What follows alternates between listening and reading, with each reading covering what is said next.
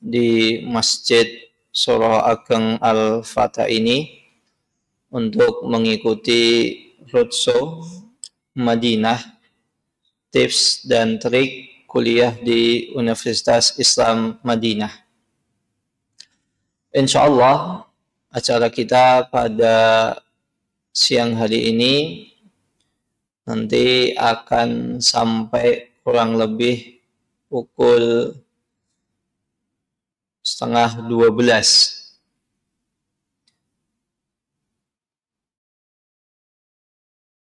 Yang insya Allah nanti ada beberapa sesi. Yang pertama adalah muqaddimah atau pembukaan yang dibuka langsung, sekaligus saya mewakili dari Rumah Tahfidz Surah Al-Fatah. Saya selaku yang diamanahi untuk membina Rumah Tahfidz Al-Fatah ini. Kemudian sesi kedua yaitu adalah tentang pengenalan di kuliah di Madinah, termasuk bagaimana cara mendaftar, fasilitas apa yang ada di sana. Kenapa saya letakkan di awal? Karena biasanya yang menjadi permasalahan adalah bagaimana cara mendaftar, tips dan triknya.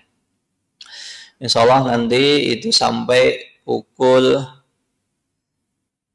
10:15.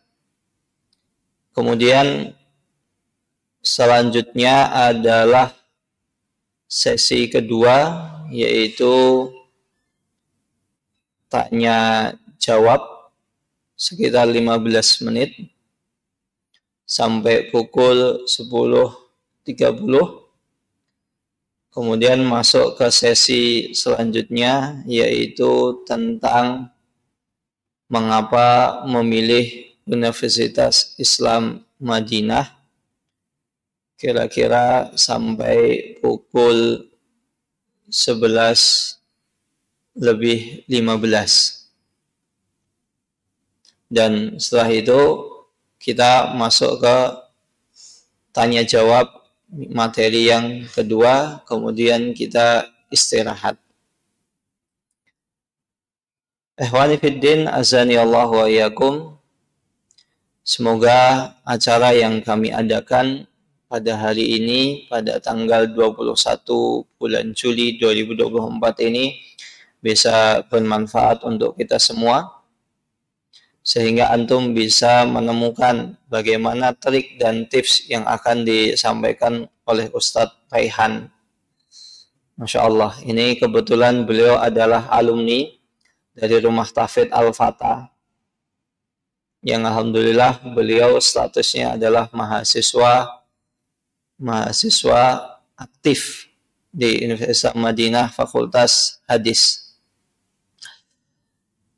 Waktu dan tempat kami persilahkan kepada Ustadz Raihan untuk berbagi tips dan triknya bagaimana antum dulu bisa diterima di Universitas Islam Madinah.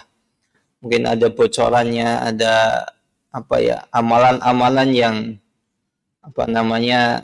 jarang diketahui oleh orang, dan antum nanti juga bisa bercerita di sana. Tafadhol Ustadz Raihan. Saya selaku mudil dari Rumah Tahfidz Al-Fatah mempersilahkan kepada Ustadz Raihan untuk menyampaikan materinya.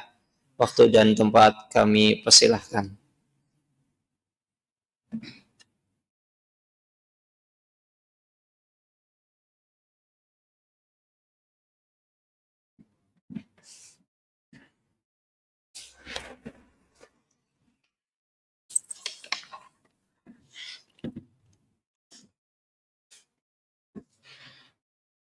Bismillahirrahmanirrahim. Assalamualaikum warahmatullahi wabarakatuh.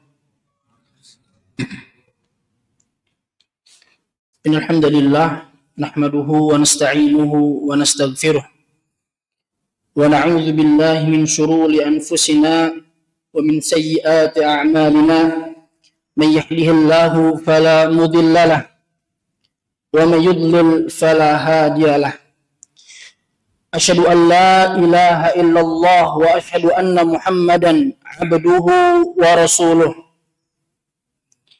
يا أيها الذين آمنوا اتقوا الله حق تقاته ولا تموتن إلا وأنتم مسلمون يا أيها الناس اتقوا ربكم الذي خلقكم من نفس واحدة وخلق منها زوجها وبث منهما رجالا كثيرا ونساء واتقوا الله الذي تساءلون به والأرحام إن الله كان عليكم رقيبا يا أيها الذين آمنوا اتقوا الله وقولوا قولا سديدا يصلح لكم أعمالكم ويغفر لكم ذنوبكم ومن يطع الله ورسوله فقد فاز فوزا عظيما أما بعد فإن أصدق الحديث كتاب الله وخير الحدي حدي محمد صلى الله عليه وسلم وشر الأمور محدثاتها فإن كل محدثة بدعة وكل بدعة ضلالة وكل ضلالة في النار. Sebelumnya yang kami hormati Al-Ustaz Musa Hafizahullah Ta'ala selaku mudir Rumah Tahfidz Surau Ageng Al-Fatah. Juga yang kami hormati para panitia penyelenggara roadshow kampus Universitas Islam Madinah tahun 2024 dan juga para hadirin serta teman-teman semuanya yang semoga senantiasa dirahmati oleh Allah Subhanahu wa taala. Alhamdulillah, kita memuji dan memuja Allah Rabbul Izzah, Zat yang masih berkenan memberikan kepada kita, mencurahkan dan melimpahkan begitu banyak anugerah dan kenikmatan-kenikmatan. Di antara nikmatnya adalah kita dipilih oleh Allah Jalla Jalaluh sebagai seorang muslim. Dan juga nikmat-nikmat lainnya berupa kesehatan dan waktu luang. Tayyibul ikhwah rahimani wa rahimakumullah. Insyaallah pada pertemuan pagi hari ini kita akan sedikit membahas tentang atau memperkenalkan kepada ikhwah semuanya tentang Universitas Islam Madinah, baik dari sisi histori kampus, fasilitas, pendaftaran, dan fakultas-fakultas yang tersedia di kampus Universitas Islam Madinah. Jadi, langsung saja kita mulai.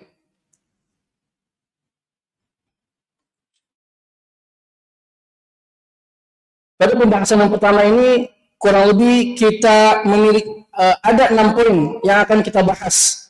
Yang pertama yaitu kampus overview. Yang kedua berkaitan tentang fasilitas kuliah di Universitas Islam Madinah.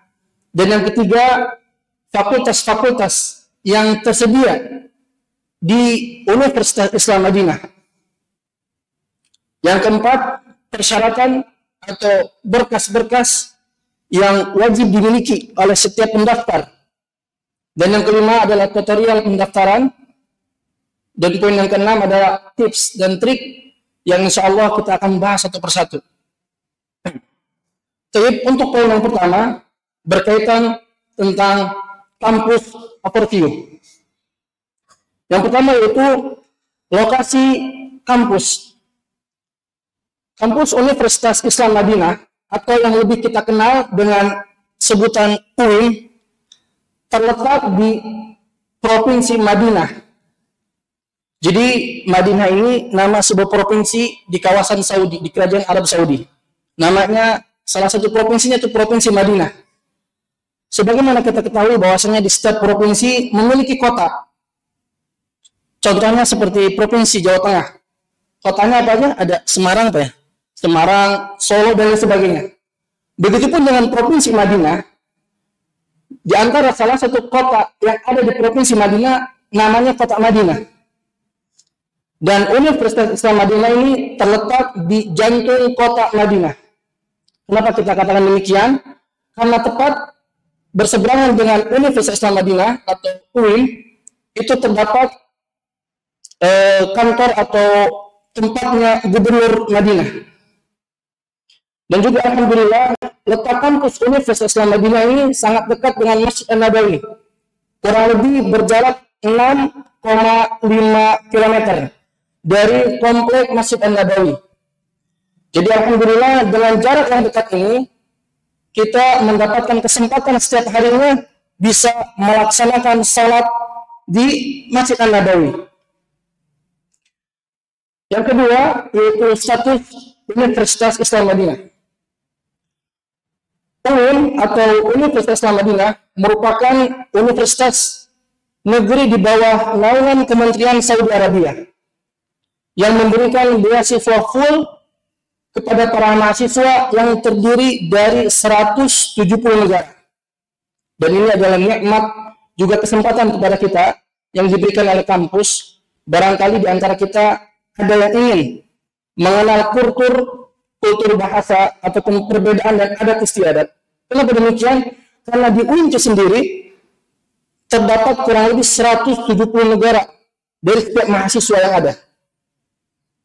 Jadi kita bisa membayangkan bagaimana perbedaan adat istiadat dan bahasa yang ada di Universitas Islam Madinah. Ada yang berkaitan tentang sejarah. UIN termasuk salah satu kampus tertua nomor 2 di Kerajaan Arab Saudi yang didirikan pada tahun 1381 atau bertepatan dengan 1961 Masehi, yang telah meluluskan lebih dari 60.000 alumni-nya, yang alhamdulillah termasuk di Rumah Tahfidz ini kita bisa sama-sama merasakan luasnya keilmuan para asatidz yang termasuk alumni dari Universitas Islam Madinah. Yang selanjutnya itu keberagaman. Beberapa tahun lalu ini telah mendapatkan rekor dari dunia tercatat sebagai kampus atau kampus dengan keberagaman warga negara terbanyak di dunia. Jadi di Universitas Islam Madinah ini telah mendapatkan rekor sebagai salah satu kampus dengan jumlah warga negara terbanyak di dunia. Tadi ada berapa negara? 170 negara. Dan kurang lebih 50 bahasa dalam satu komplek kampus.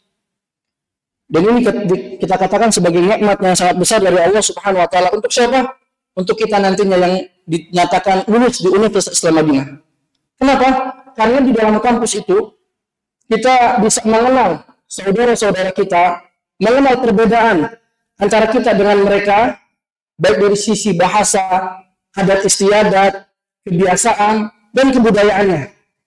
Sebagai contoh, 2 semester lalu, Ana berada di kelas total mahasiswa di kelas Ana itu 38 orang.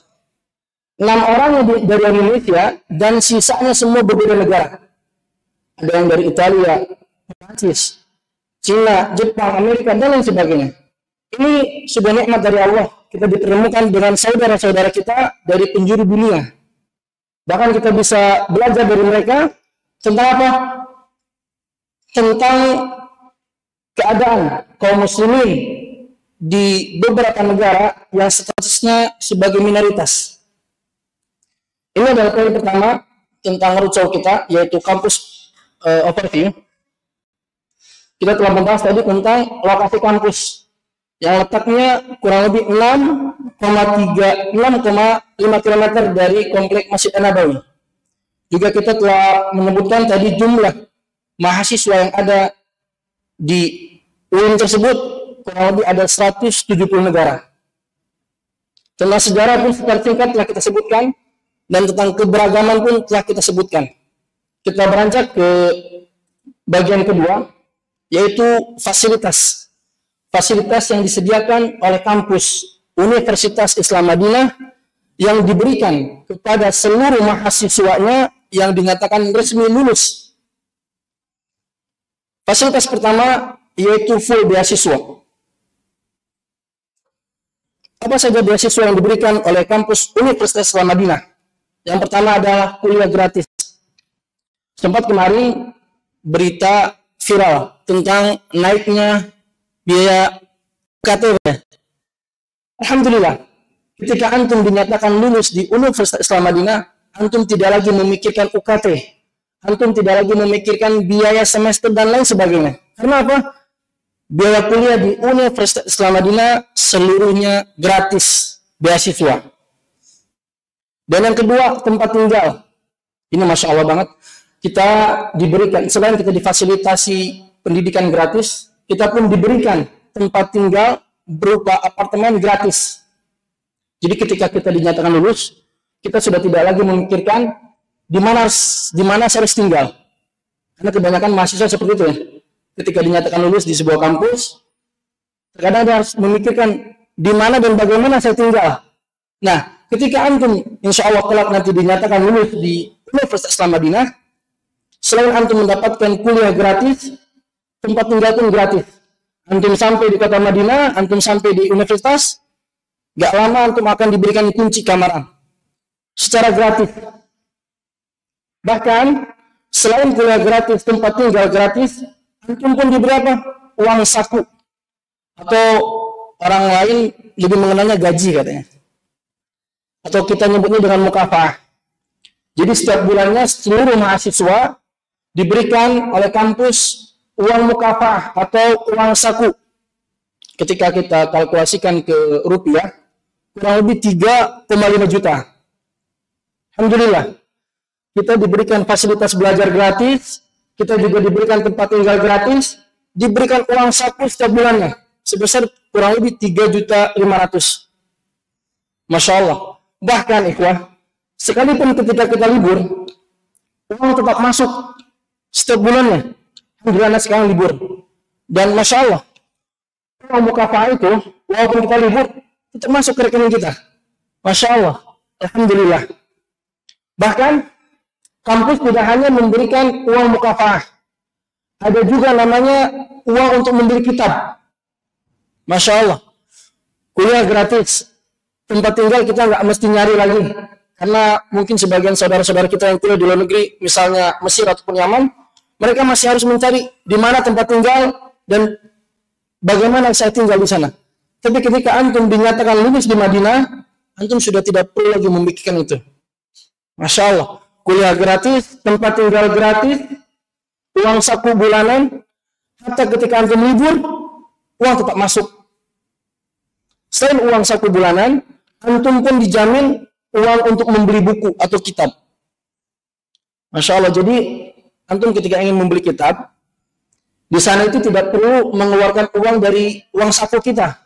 Karena apa? Karena uang untuk membeli kitab pun diberikan oleh kampus kepada kita secara cuma-cuma. Bahkan ikhwah, tidak hanya uang mukafaah bulanan, tidak hanya uang uang untuk membeli buku. Bahkan kampus mengganti seluruh pemberkasan kita ketika kita dinyatakan lulus. Itu saja pemberkasan yang kita lakukan, kurang lebih totalnya itu 3 juta kurang lebih, dari mulai pembuatan paspor, terus juga menerjemahkan berkas dan lain sebagainya, itu kurang lebih 3 juta. Terus kalau antum dinyatakan lulus, nanti ada biaya untuk medical check up dan biometrik dan lain sebagainya, itu totalnya kurang lebih 8 atau 9 juta. Namun ketika antum sampai di kampus, antum dinyatakan lulus, pihak kampus akan mengganti secara total, secara cash dengan jumlah 3 sampai 15 juta. Uang ganti pemberkasan kita.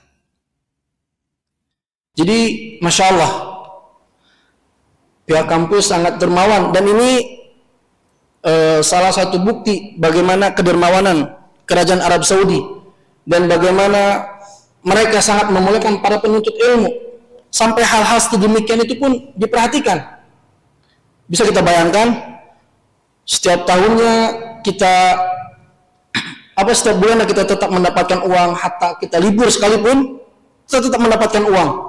Ini fasilitas pertama, yaitu full beasiswa. Dan fasilitas kedua, yaitu dekatnya dengan Masjid An-Nabawi. Kita tahu bersama ikhwah, Masjid Nabawi adalah masjid yang Nabi SAW menyebutkan tentang keutamaannya. Kata Nabi, barang siapa yang memasuki Masjid An-Nabawi dengan tujuan atau niat untuk belajar atau mengajarkan ilmu, maka seakan-akan dia sedang berjihad di jalan Allah.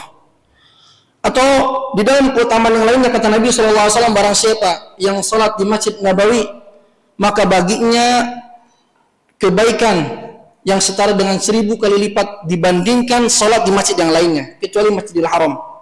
Al-Imam An-Nawawi mengatakan bahwasanya keutamaan 1000 kali lipat ini kita dapatkan bukan hanya sholat yang wajib, tapi juga sholat yang sunnahnya. Nah, alhamdulillah, karena jarak kita dengan Masjid An-Nabawi sangat dekat, jadi kita bisa setiap hari ke Masjid An-Nabawi. Selain dengan keutamaan-keutamaan yang sangat banyak, kita pun salah satu nikmatnya kita diberikan kebebasan ikhwah untuk mengambil air Zam-Zam. Ini nikmat. Mungkin di antara kita ada yang pernah mendapatkan hadiah dari jamaah umroh berupa air Zam-Zam. Mungkin dengan jumlah yang tidak sebegitu banyak, dan kita pasti minumnya diirit-irit ya, karena memang sedikit gitu kan. Kalau antum sudah dinyatakan lulus di Madinah, antum bisa tiap hari ke Masjid Nabawi dan bisa kapanpun mengambil air Zam-Zam dengan jumlah yang banyak dan besar. Contohnya ikhwah, kebiasaan kita sekali ngambil air Zam-Zam itu minimal 10-20 liter dengan jerigen. Gunanya apa? Supaya nanti kita bisa merasakan nikmatnya minum kopi atau seduh mie dengan air Zam-Zam. Masya Allah. Dan itu kalau antum di sana itu bisa bebas antum. Kita sering merasakan nikmatnya, Masya Allah, menyeduh kopi dan mie itu menggunakan air Zam-Zam. Kenapa? Karena memang banyak persediaannya. Kita bisa kapan saja mengambil ke Masjid An-Nabawi. Ini fasilitas kedua. Selain beasiswa full, yang kedua adalah dekatnya dengan Masjid An-Nabawi. Fasilitas ketiga yaitu tiket pulang pergi secara gratis. Dan tiket ini diberikan setahun sekali kepada seluruh mahasiswa. Anda pernah lihat harga tiket yang diberikan oleh pihak kampus ke seluruh mahasiswa itu kisaran 15-20 kalau tidak salah untuk sekali penerbangan. Bayangkan kalau 2 kali penerbangan, berarti kurang lebih sampai 30-40 juta. Dan itu seluruhnya gratis. Pihak kampus memberikan untuk kita semuanya. Bahkan tidak hanya tiket ikhwah, kita diberikan oleh kampus iqamah. Iqamah itu semacam kalau di kita KTP, izin tinggal. Anda sempat ngobrol dengan kawan-kawan yang memang bergelut di dunia seperti itu. Anda sempat nanya berapa harga iqamah. Ternyata harga iqamah itu Masya Allah lumayan mahal juga. Harganya mencapai 150-200 juta satu iqamah. Dan itu pihak kampus memberikan kepada kita secara cuma-cuma dan gratis. Bahkan tak sampai di situ. Setiap tahun itu iqamah wajib diperpanjang dengan biaya 40-45 juta per tahunnya.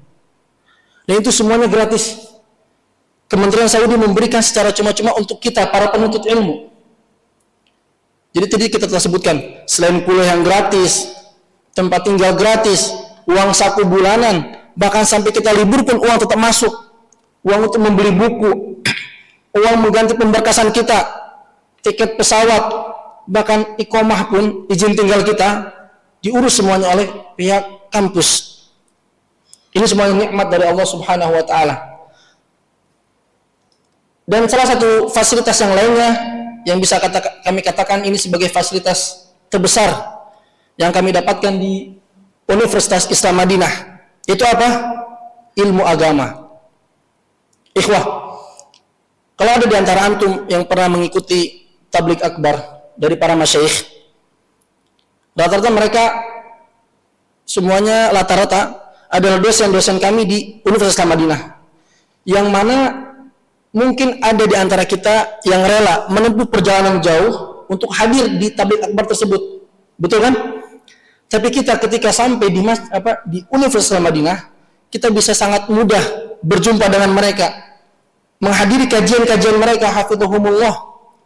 Kita katakan, contohnya seperti yang beberapa tahun lalu pernah datang Syekh Ibrahim Ar-Ruhaili ke Masjid Al-Barakah di Roja, dan kami sempat hadir. Kurang lebih perjalanan dari kabupaten kami ke tempat tabligh akbar itu 3-4 jam.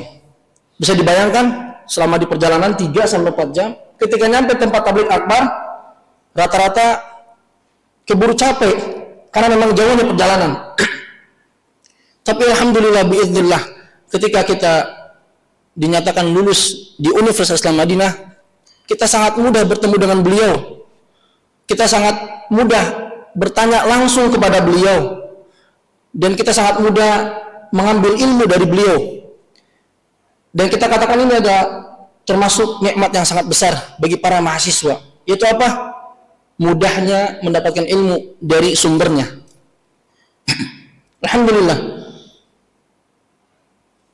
Yang berikutnya fasilitas, masih tentang fasilitas yang diberikan pihak kampus untuk para mahasiswanya, yaitu transportasi. Pihak kampus memberikan transportasi gratis ke berbagai tempat, seperti ke Masjid An-Nabawi, ke bandara, dan lain-lainnya.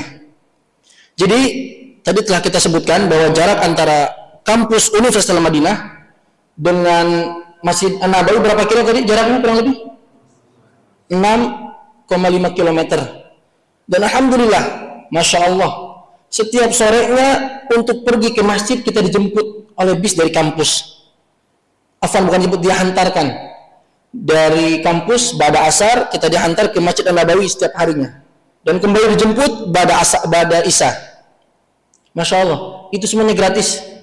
Sampai bis untuk mengantarkan kita ke Masjid An-Nabawi disediakan dan difasilitasi oleh pihak kampus.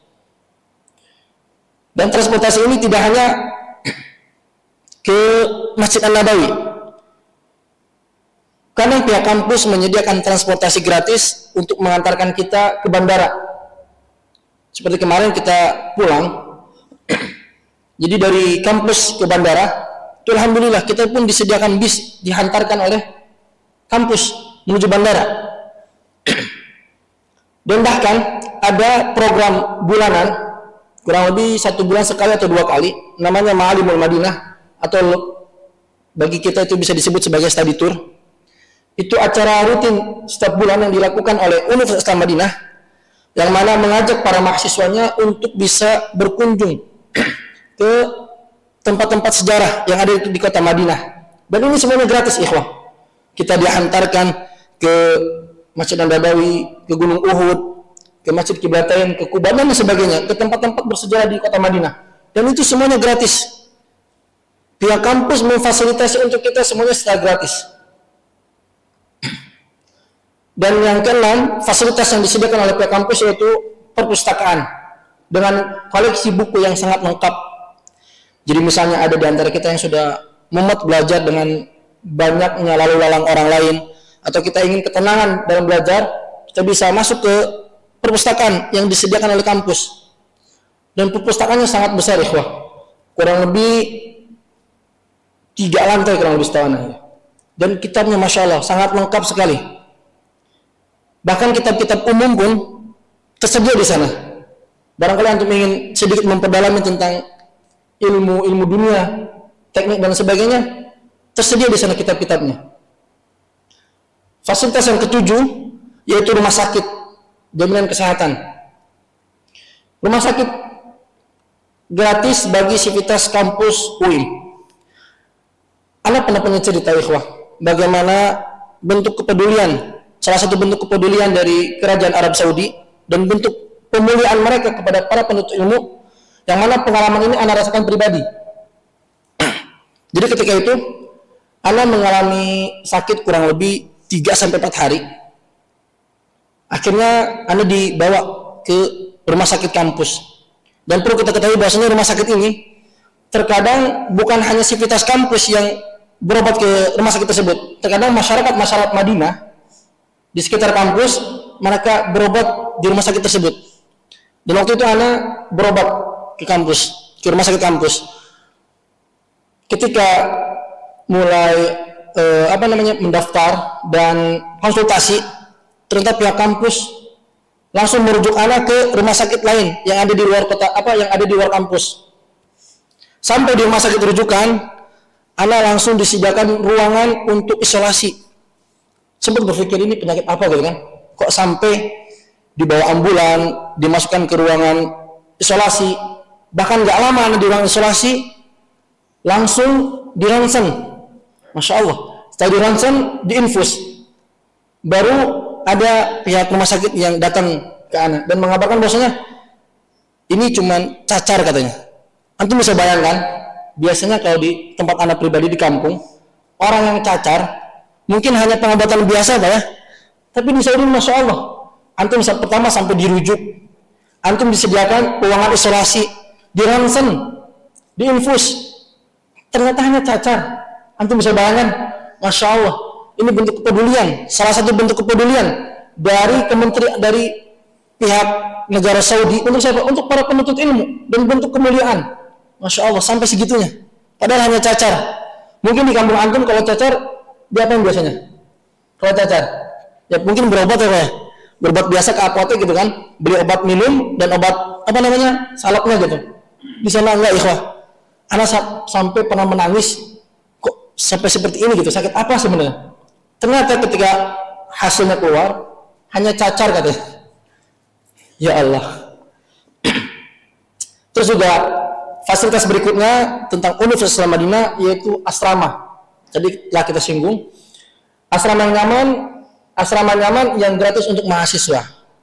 Jadi secara garis besar, asrama yang disediakan oleh kampus itu ada dua model. Yang pertama atau dua kelompok. Yang pertama asrama di dalam kampus, dan yang kedua asrama di luar kampus. Asrama di luar kampus terletak di dua distrik yang berbeda. Yang pertama namanya di distrik Robwah, yang kedua di distrik Kuwaitiyah, saya ingat anak. Nah, asrama-asrama tersebut diperuntukkan untuk mahasiswa. Bahkan di daerah Robwah itu, kampus menyediakan asrama untuk para mutazawijin, untuk orang-orang sudah menikah. Jadi disediakan juga asrama untuk mahasiswa yang sudah menikah. Dan itu gratis, ikhwah. Masya Allah. Asrama untuk mahasiswa yang sudah berkeluarga itu disediakan secara gratis. Walaupun memang ada beberapa persyaratan yang harus dilengkapi. Seperti contohnya misal, yang pertama persyaratannya mahasiswa yang berkeluarga tersebut minimal semester 4. Yang kedua, IPK-nya kurang lebih di atas 4,5. Dan persyaratan-persyaratan yang lainnya. Ala kulli hal, ketika memang antum sudah menikah, jangan sampai menjadikan halangan antum untuk apa? Untuk bisa mendaftar. Karena ternyata di sana orang-orang yang telah menikah pun masih difasilitasi. Bahkan besar kemungkinan dan peluangnya sangat besar ketika antum bawa zauja antum bisa suruh zauja antum juga untuk sama-sama menuntut ilmu. Imma di Masjid An-Nabawi ataupun di madrasah-madrasah yang ada. Dan ini Masya Allah sebuah kenikmatan, baik bagi yang belum menikah, terlebih lagi yang sudah menikah. Alhamdulillah. Untuk asrama ini di dalam kampus, jadi ada yang di luar sama ada yang di dalam kampus. Adapun yang di dalam kampus, asramanya itu ada yang modelnya baru, asrama baru dibangun, ada yang lama.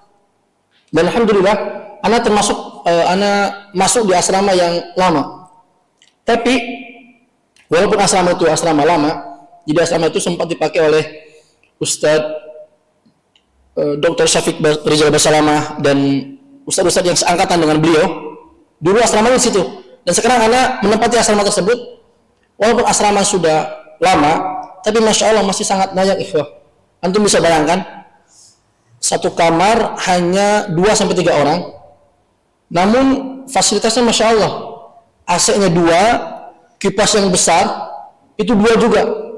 Antum bisa bayangkan ketika antum satu kamar dengan orang Rusia yang notabene memang daerah dingin. Wah, anak pribadi ketika masuk ke kamar itu udah serasa di kutub utara, dingin banget. Sampai Anda pernah sakit gara-gara yang memang nggak biasa. AC wajib nyala dua-duanya, kipas wajib nyala dua-duanya. Sedangkan ruangan kecil hanya untuk 3 orang. Itu Masya Allah. Sempat juga beberapa kali terjadi miskomunikasi. Ya karena memang kita pribadi nggak biasa gitu kan, dengan keadaan dingin seperti itu. Hatta musim dingin, bukan hanya musim panas. Hatta musim dingin itu wajib semuanya nyala. AC wajib dua-duanya nyala, kipas wajib dua-duanya nyala. La haula wala quwwata. Mungkin bagi mereka ya yang memang terbiasa gitu, ya enjoy aja gitu. Tapi bagi kita yang memang notabene orang Indonesia, ditambah juga kita mungil-mungil ya, beda sama orang luar. Kita nyampe sana tuh paling mungil, paling imut kita tuh. Dikasih keadaan seperti itu, Masya Allah. Ya alhamdulillah, itu mungkin bisa masuk kepada apa namanya ujian kita untuk bersabar ya. Alhamdulillah. Nah terus fasilitas berikutnya yaitu sarana olahraga. Jadi ikhwah, ketika antum dinyatakan lulus di sana, antum tidak melulu belajar dan belajar. Pihak kampus menyediakan fasilitas yang sangat lengkap sarana olahraga untuk antum. Misal antum hobinya berenang, alhamdulillah di kampus ada kolam renang. Antum hobinya nge-gym, alhamdulillah fasilitas gym sangat lengkap di kampus disediakan. Antum senangnya futsal, banyak alhamdulillah lapangan futsal. Kalau futsal mah kekecilan, Mila Soccer juga ada, stadion juga ada. Jadi antum tinggal milih nanti, hobi antum di mana, tinggal antum salurkan di situ. Baik yang indoor ataupun yang outdoor. Alhamdulillah, ini semuanya nikmat yang disediakan, yang diberikan oleh Allah Subhanahu wa taala kepada kita dan insya Allah kepada antum semuanya kelak. Insya Allah. Nah, sekarang kita beranjak kepada fakultas-fakultas yang tersedia di Universitas Islam Madinah. Beberapa tahun lalu, Universitas Islam Madinah hanya memfokuskan dirinya untuk mempelajari ilmu-ilmu agama saja. Namun alhamdulillah baru-baru ini kampus mulai membuka jurusan-jurusan umum. Barangkali ada di antara antum yang memang minat dan bakatnya adalah di umum, seperti teknik ataupun sains dan lain sebagainya itu alhamdulillah. Kampus Universitas Al-Madinah menyediakan dan memfasilitasi antum yang memang minat dan bakatnya di bidang umum. Dan bahkan anak-anak umum biasanya mereka lebih mendapatkan keutamaan, maksudnya lebih mendapatkan kebaikan yang lebih. Kenapa? Karena selain dia mempelajari ilmu umumnya di kampus, mereka pun bisa dengan mudah bermulazamah, menghadiri kajian-kajian para ulama, kelas-kelas para ulama. Contohnya di Indonesia ini yang paling terkenal seperti Ustadz Abdul Tosikal ya, yang Masya Allah, beliau di Saudinya ngambil umum ya, tapi alhamdulillah Masya Allah datang ke Indonesia, selain luas ilmu tentang umumnya, beliau juga sangat paham, sangat dakik, sangat luas pembahasan tentang agamanya. Itu keutamaan bagi antum yang nantinya kelak ingin mengambil jurusan umum. Alhamdulillah di sana difasilitasi. Nah, adapun jurusan-jurusan agama yang tersedia di Universitas Islam Madinah, yang pertama itu jurusan syariah. Jurusan syariah bagi antum yang memang minat bakatnya di bidang fikih ataupun hal-hal yang ada di bawah bidang fikih seperti usul fikih ataupun qaul fikih dan lain sebagainya, antum sangat cocok dan direkomendasikan untuk masuk ke fakultas syariah. Jadi fakultas yang pertama apa tadi namanya? Fakultas syariah. Khusus pembahasan atau pembelajaran di bidang ilmu fikih. Kalau tidak salah Ustaz Musa ya. Ustaz Musa beliau dari alumni dari fakultas syariah.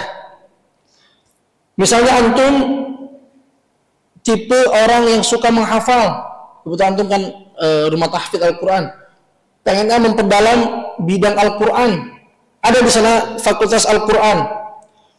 Fakultas Al-Quran lebih memfokuskan kepada qiraat, tafsir, dan ilmu Al-Quran serta pembahasan-pembahasan yang memang berkecimpung di Al-Quran. Bagi antum yang memang ingin mendaftar di kuliah Al-Quran, alhamdulillah di sana ada fakultas Al-Quran. Atau barangkali di antara antum ada yang ingin daftar di Fakultas Hadis, memperdalami tentang rijalul hadis, ruwat dan lain sebagainya, sanad dan lain sebagainya. Maka alhamdulillah di sana pun tersedia Fakultas Hadis. Fakultas Hadis yang Anda tahu terbagi menjadi dua prodi. Ada prodi fikih sunnah dan ulumul hadis, ya, fikih sunnah dan ulumul hadis. Tapi masya Allah, salah satu keutamaan ilmu hadis ini, salah satu keutamaannya, sudah 2 tahun ke belakang ini dari Indonesia tidak ada yang lolos di S2 S3-nya hadis 2 tahun ini. Ini keutamaannya. Karena memang selain saingannya yang cukup ketat, ditambah juga termasuk fakultas yang memang agak disegani oleh para mahasiswa, yaitu Fakultas Hadis dan Fakultas Al-Quran. Dua fakultas ini yang memang disegani oleh sebagian banyak mahasiswa di sana. Jadi Fakultas Syariah sudah, Fakultas Al-Quran, Fakultas Hadis, ada juga Fakultas Akidah wa Dakwah. Jadi contoh alumni dari Fakultas Akidah dan Dakwah itu seperti Dr. Abdul Roy, Al-Ustadz Dr. Firanda, Al-Ustadz Dr. Syafiq Rijal Basalamah. Beliau hafizahumullah termasuk alumni dari Fakultas Akidah dan Dakwah. Di Fakultas Akidah dan Dakwah, antum bisa mempelajari tentang al-adyan, agama-agama atau firaq, kelompok-kelompok, sekte-sekte, dan hal-hal yang memang berkaitan tentang i'tiqad, keyakinan-keyakinan. Kalau antum memang suka bergelut di dunia seperti itu, misalnya ada di antara keluarga kita yang masih non-muslim, mungkin sangat cocok bagi antum untuk bisa masuk ke Fakultas Akidah dan Dakwah. Juga berikutnya Fakultas Bahasa Arab Humaniora. Ini fakultas yang memang dikhususkan bagi antum yang sangat suka tentang syair ataupun dunia-dunia yang berkaitan tentang bahasa. Alhamdulillah di sana ada Fakultas Bahasa Arab dan juga Fakultas Anjimah wal Qadha. Ini Fakultas Hukum dan Anjimah dan Iktisadiyah, Fakultas Hukum dan Perekonomian. Di bawah menaungi prodi, kalau yang Fakultas Hukum ini menaungi di bawahnya prodi Hukum-hukum Islam, terus juga Ekonomi Islam dan tentang perundang-undangan. Tentu perundang-undangan yang dibahas di fakultas tersebut adalah undang-undang negara Saudi. Ini adalah beberapa kampus-kampus agama. Yang pertama tadi apa? Syariah, Al-Quran, Hadis, Akidah dan Dakwah, terus Fakultas Bahasa Arab, dan yang terakhir tadi apa? Hukum dan Perekonomian Islam. Ini fakultas dari rumpun agama. Nah, kalau antum minat dan bakat antum ternyata di Fakultas Keagamaan, maka bahasa pengantarnya yaitu bahasa Arab. Berbeda dengan Fakultas Umum. Fakultas Umum secara keseluruhan pembelajaran di kelasnya menggunakan bahasa Inggris. Anak kurang begitu memahami fakultas-fakultas teknik, fakultas-fakultas umum, apa saja yang dibahas. Namun secara umum, fakultas umum yang ada di UIM itu pertama Fakultas Teknik, yang kedua Fakultas Komputer, dan yang ketiga Fakultas Sains. Barangkali memang di antara antum ada yang suka dan ingin bergelut di dunia teknik. Alhamdulillah di UIM tersedia jurusan umum. Namun bedanya apa? Ketika kita mengambil umum, maka kita harus memiliki kemampuan berkaitan tentang bahasa Inggris. Karena pembelajaran di fakultas umum seluruhnya menggunakan bahasa Inggris. Teknik sudah, komputer sudah, sains sudah. Dan sekarang kita masuk kepada pembahasan berikutnya, yaitu persyaratan umum. Ini kita bahas secara singkat saja. Persyaratan secara umum, pertama, berkelakuan baik. Ini sudah umum ya di seluruh kampus, pasti mempersyaratkan berkelakuan baik. Yang kedua, berjanji untuk mentaati semua peraturan kampus, karena memang ada sebagian teman-teman kita yang disibukkan dengan dunia pekerjaan. Yang ketiga, lulus tes kesehatan. Kalau ini hanya selewat saja, karena bukan berkas, hanya persyaratan umum. Yang keempat, belum memperoleh beasiswa dari lembaga pendidikan di kerajaan. Yang kelima, memiliki ijazah SMA atau sederajat. Yang keenam, masa lulus SMA tidak lebih dari 5 tahun. Yang ketujuh, usia tidak lebih dari 25 tahun. Tapi ikhwah, ketika ana berbicara dengan asatid di Madinah yang dia memiliki kedekatan dengan bagian penerimaan, ternyata masalah usia ini walaupun memang tercatatnya 25, cuman terkadang ketika di lapangan berbeda. Ini terbukti ketika di kelas ana di semester awal kemarin, ada yang usianya sudah sampai 30. Ada yang sudah punya anak 4 sampai 5. Masya Allah. Menandakan bahwasanya usia ini walaupun memang di pelaturan tertulisnya 25, tapi terkadang di lapangan berbeda. Dan ana menyaksikan sendiri bagaimana teman-teman ana, khususnya orang Afrika, mereka ada yang sudah punya anak 5, ikhwah. Ada yang udah punya istri bahkan lebih dari 1. Masya Allah. Memang rujulahnya orang Afrika itu berbeda dengan kita terkadang. Terus yang berikutnya, melengkapi persyaratan lain yang ditentukan oleh kampus. Nanti insya Allah kita akan bahas tentang persyaratan dan berkas-berkas yang diperlukan ketika mendaftar ke kampus Universitas Islam Madinah secara khusus, dan umumnya kampus-kampus lain yang ada di Saudi. Yang kesembilan, belum pernah di DO atau dikeluarkan dari kampus lain. Yang kesepuluh, sehat jasmani, tidak memiliki penyakit yang kronis. Jadi penyakit kronis ini, setahu Anda ada 3 penyakit yang memang tidak diperbolehkan untuk masuk ke Saudi, atau mungkin umum secara internasional ya. Pertama, HIV, kedua TBC, dan yang ketiga hepatitis yang memang sudah, kan hepatitis berlevel ya, ada A, B, C. Nah, hepatitis yang tidak boleh masuk tuh hepatitis C kalau nggak, atau B gitu, Anda kurang tahu. Nah, ini persyaratan secara umum. Adapun berkas-berkas yang dibutuhkan secara pendaftaran, yang pertama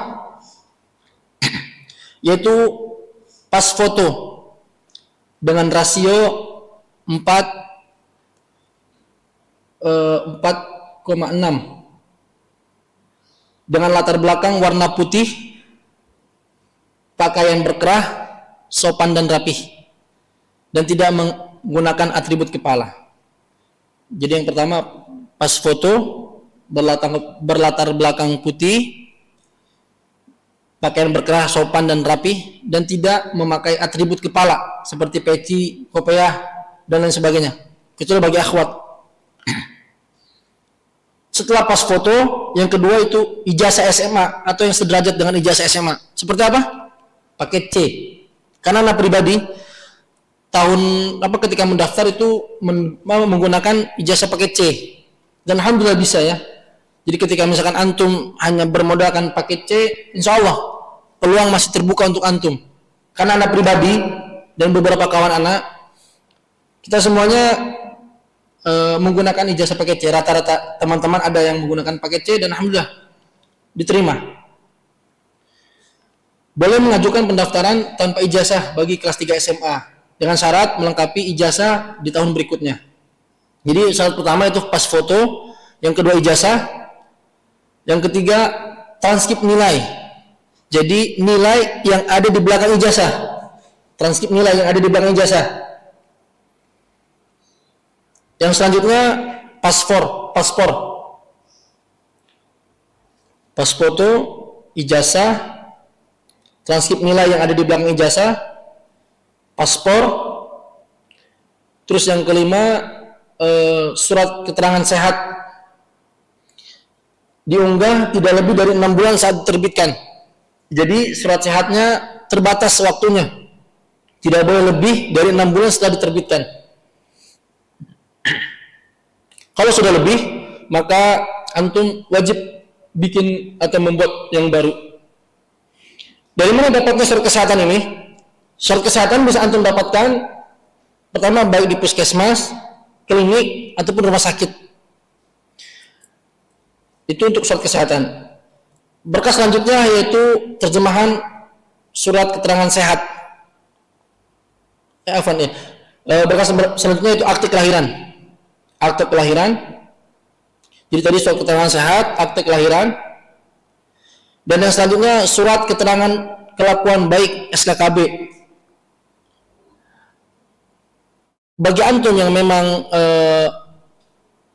mondok di pondok yang belum termuadalah atau terakui baik secara kementerian di Indonesia ataupun muadalah di Universitas Al-Madinah, untuk SKKB ini tidak perlu antum mendapatkan yang formal. Maksudnya tidak mesti antum dapatnya di SMA gitu, tidak mesti. Karena pengalaman anak kemarin daftar menggunakan SKKB pondok pesantren yang memang notabene kalau nggak salah ketika anak minta itu belum terakui. Jadi intinya pondok pesantren itu punya kop, ada kop suratnya. Antum bisa minta ke pondok tersebut. Itu SKKB, surat keterangan berkelakuan baik. Yang selanjutnya yaitu surat rekomendasi dari tokoh ataupun lembaga. Jadi minimal surat rekomendasi itu 2 minimal. Kemarin kalau anak pribadi kemarin sampai 8 rekomendasi atau bahkan lebih. Karena memang sebisa mungkin kita memaksimalkan dalam melengkapi berkas. Coba kita ulangi, yang pertama tadi apa? Persyaratannya? Pas foto. Yang kedua, ijazah SMA. Yang ketiga, transkrip nilai yang ada di belakang ijazah. Yang selanjutnya, paspor.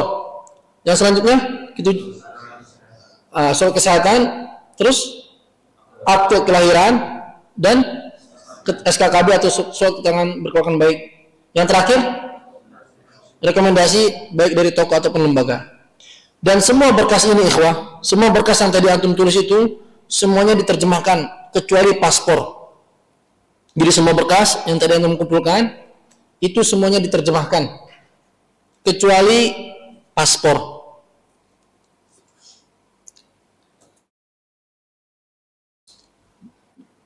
Yang tadi yang kita sebutkan itu adalah berkas wajib dimiliki oleh setiap pendaftar, harus ada. Dan sekarang berkas yang sifatnya opsional, tidak wajib.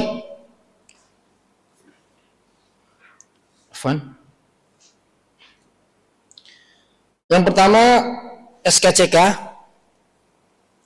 Ini berkas yang tidak wajib.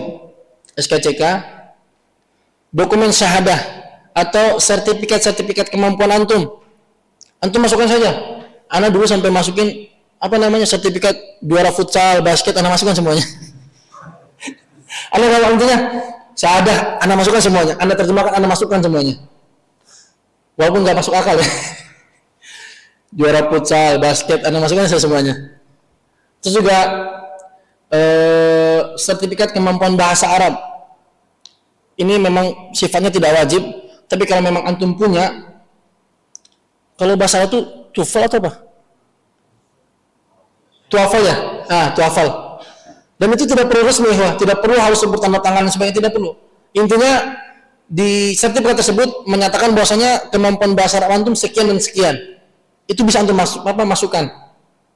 Jadi dokumen sertifikat bahasa Arab, yang selanjutnya sertifikat kemampuan berbahasa Inggris.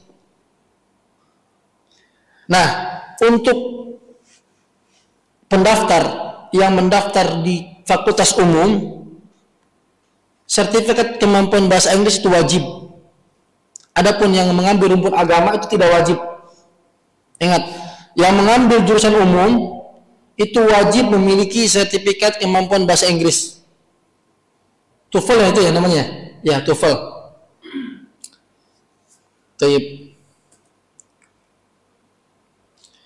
Jadi telah kita bahas tentang sejarah singkat tentang Universitas Al-Madinah, fakultas-fakultas, fasilitas, dan juga persyaratan-persyaratan atau berkas-berkas yang wajib di apply atau di upload.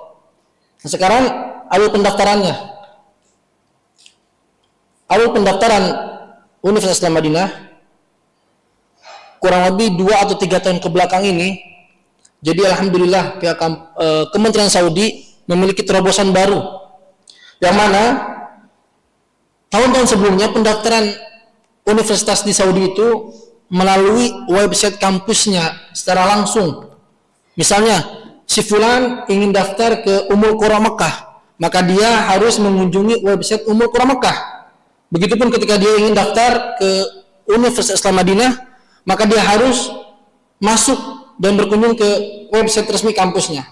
Namun alhamdulillah, semenjak 2 atau 3 tahun kebelakangan ini ada terobosan terbaru dari Kementerian Pendidikan Saudi, yang mana semua jenis pendaftaran di kampus Saudi melalui satu portal pendaftaran, melalui satu pintu, dan ini alhamdulillah termasuk bagian dari kemudahan. Kenapa? Karena sebelumnya ikhwah, ketika pendaftaran masih melalui website kampus masing-masing atau website kampusnya tersendiri, terkadang pendaftaran kampus A itu hanya 3 berkas, sedangkan kampus lain bisa sampai 7 dan 10. Terkadang kampus lain buka tanggal sekian dan tutupnya tanggal sekian. Ada juga kampus yang jarak pembukaannya tidak dikabarkan, deadline dan sebagainya. Maka ini membuat kerancuan bagi sebagian pendaftar. Nah, alhamdulillah semenjak adanya Studi in Saudi, website yang bernama Studi in Saudi, itu lebih memudahkan. Mengapa dikatakan lebih memudahkan? Pertama, ketika website tersebut buka, maka secara otomatis seluruh kampus Saudi pun buka. Yang pertama. Kedua, pendaftaran berkas-berkasnya pun sama. Dari sisi pemberkasan sama. Dan yang ketiga, kita bisa langsung memilih kampus-kampus yang ingin kita daftarkan.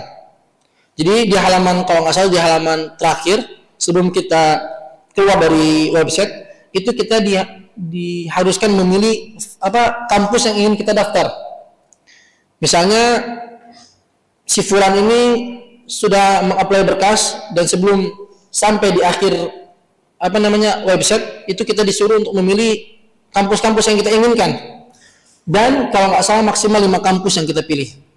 Ini alhamdulillah sebuah kemudahan dan terobosan terbaru dari Kementerian Pendidikan Saudi. Jadi yang pertama, alur pendaftarannya sudah tidak melalui website kampus, melainkan masuk ke Studi in Saudi. Dan alhamdulillah sekarang masih buka sebetulnya. Pendaftaran Saudi masih buka sekarang hingga tanggal 28 Juli ini. Ya tinggal 7 hari lagi kurang lebih. Jadi antum masuk ke Studi in Saudi, nanti insya Allah bagi antum khususnya anak-anak santri itu bisa langsung tanyakan ke Senusa. Adapun untuk yang di luar dari santri, mungkin nanti bisa anak kirimkan PDF, baik itu mulai dari cara mendaftar, berkas-berkas dan lain sebagainya. Insya Allah nanti anak kirim. Setelah antum masuk ke website resmi, antum dipersilakan untuk melengkapi semua pemberkasan. Setelah itu langkah berikutnya mendaftar secara online. Ini hanya alur pendaftaran secara singkat ikhwah. Karena nanti insya Allah akan coba kami bagikan PDF lengkapnya berkaitan tentang pendaftaran. Setelah menyelesaikan pendaftaran, tinggal menunggu hasilnya. Jadi di sini di halaman terakhir barcode tutorial pendaftaran. Jadi nanti insya Allah kalau ada dari antum yang menginginkan tutorial secara lengkap pendaftaran dan berkas-berkas yang harus disediakan dan disiapkan, nanti insya Allah anak kirimkan ke antum, insya Allah. Alhamdulillah 5 poin telah kita bahas. Sekarang tinggal tips dan trik mendaftar di Universitas Islam Madinah ataupun kampus-kampus lainnya di Saudi. Yang mana ikhwah, perlu antum ketahui bahwasanya ketika antum menanyakan kepada si fulan yang memang notabene sebagai mahasiswa di sana di UIM, maka anda yakin tips dan triknya akan berbeda karena sesuai dengan pengalaman dan sesuai dengan histori yang dilalui. Bisa jadi yang Anda sebutkan ini berbeda dengan teman-teman antum, berbeda dengan kabar yang antum dapatkan dari teman antum. Jadi ini tips ini pengalaman Anda pribadi ketika mendaftar di Universitas Islam Madinah. Baik.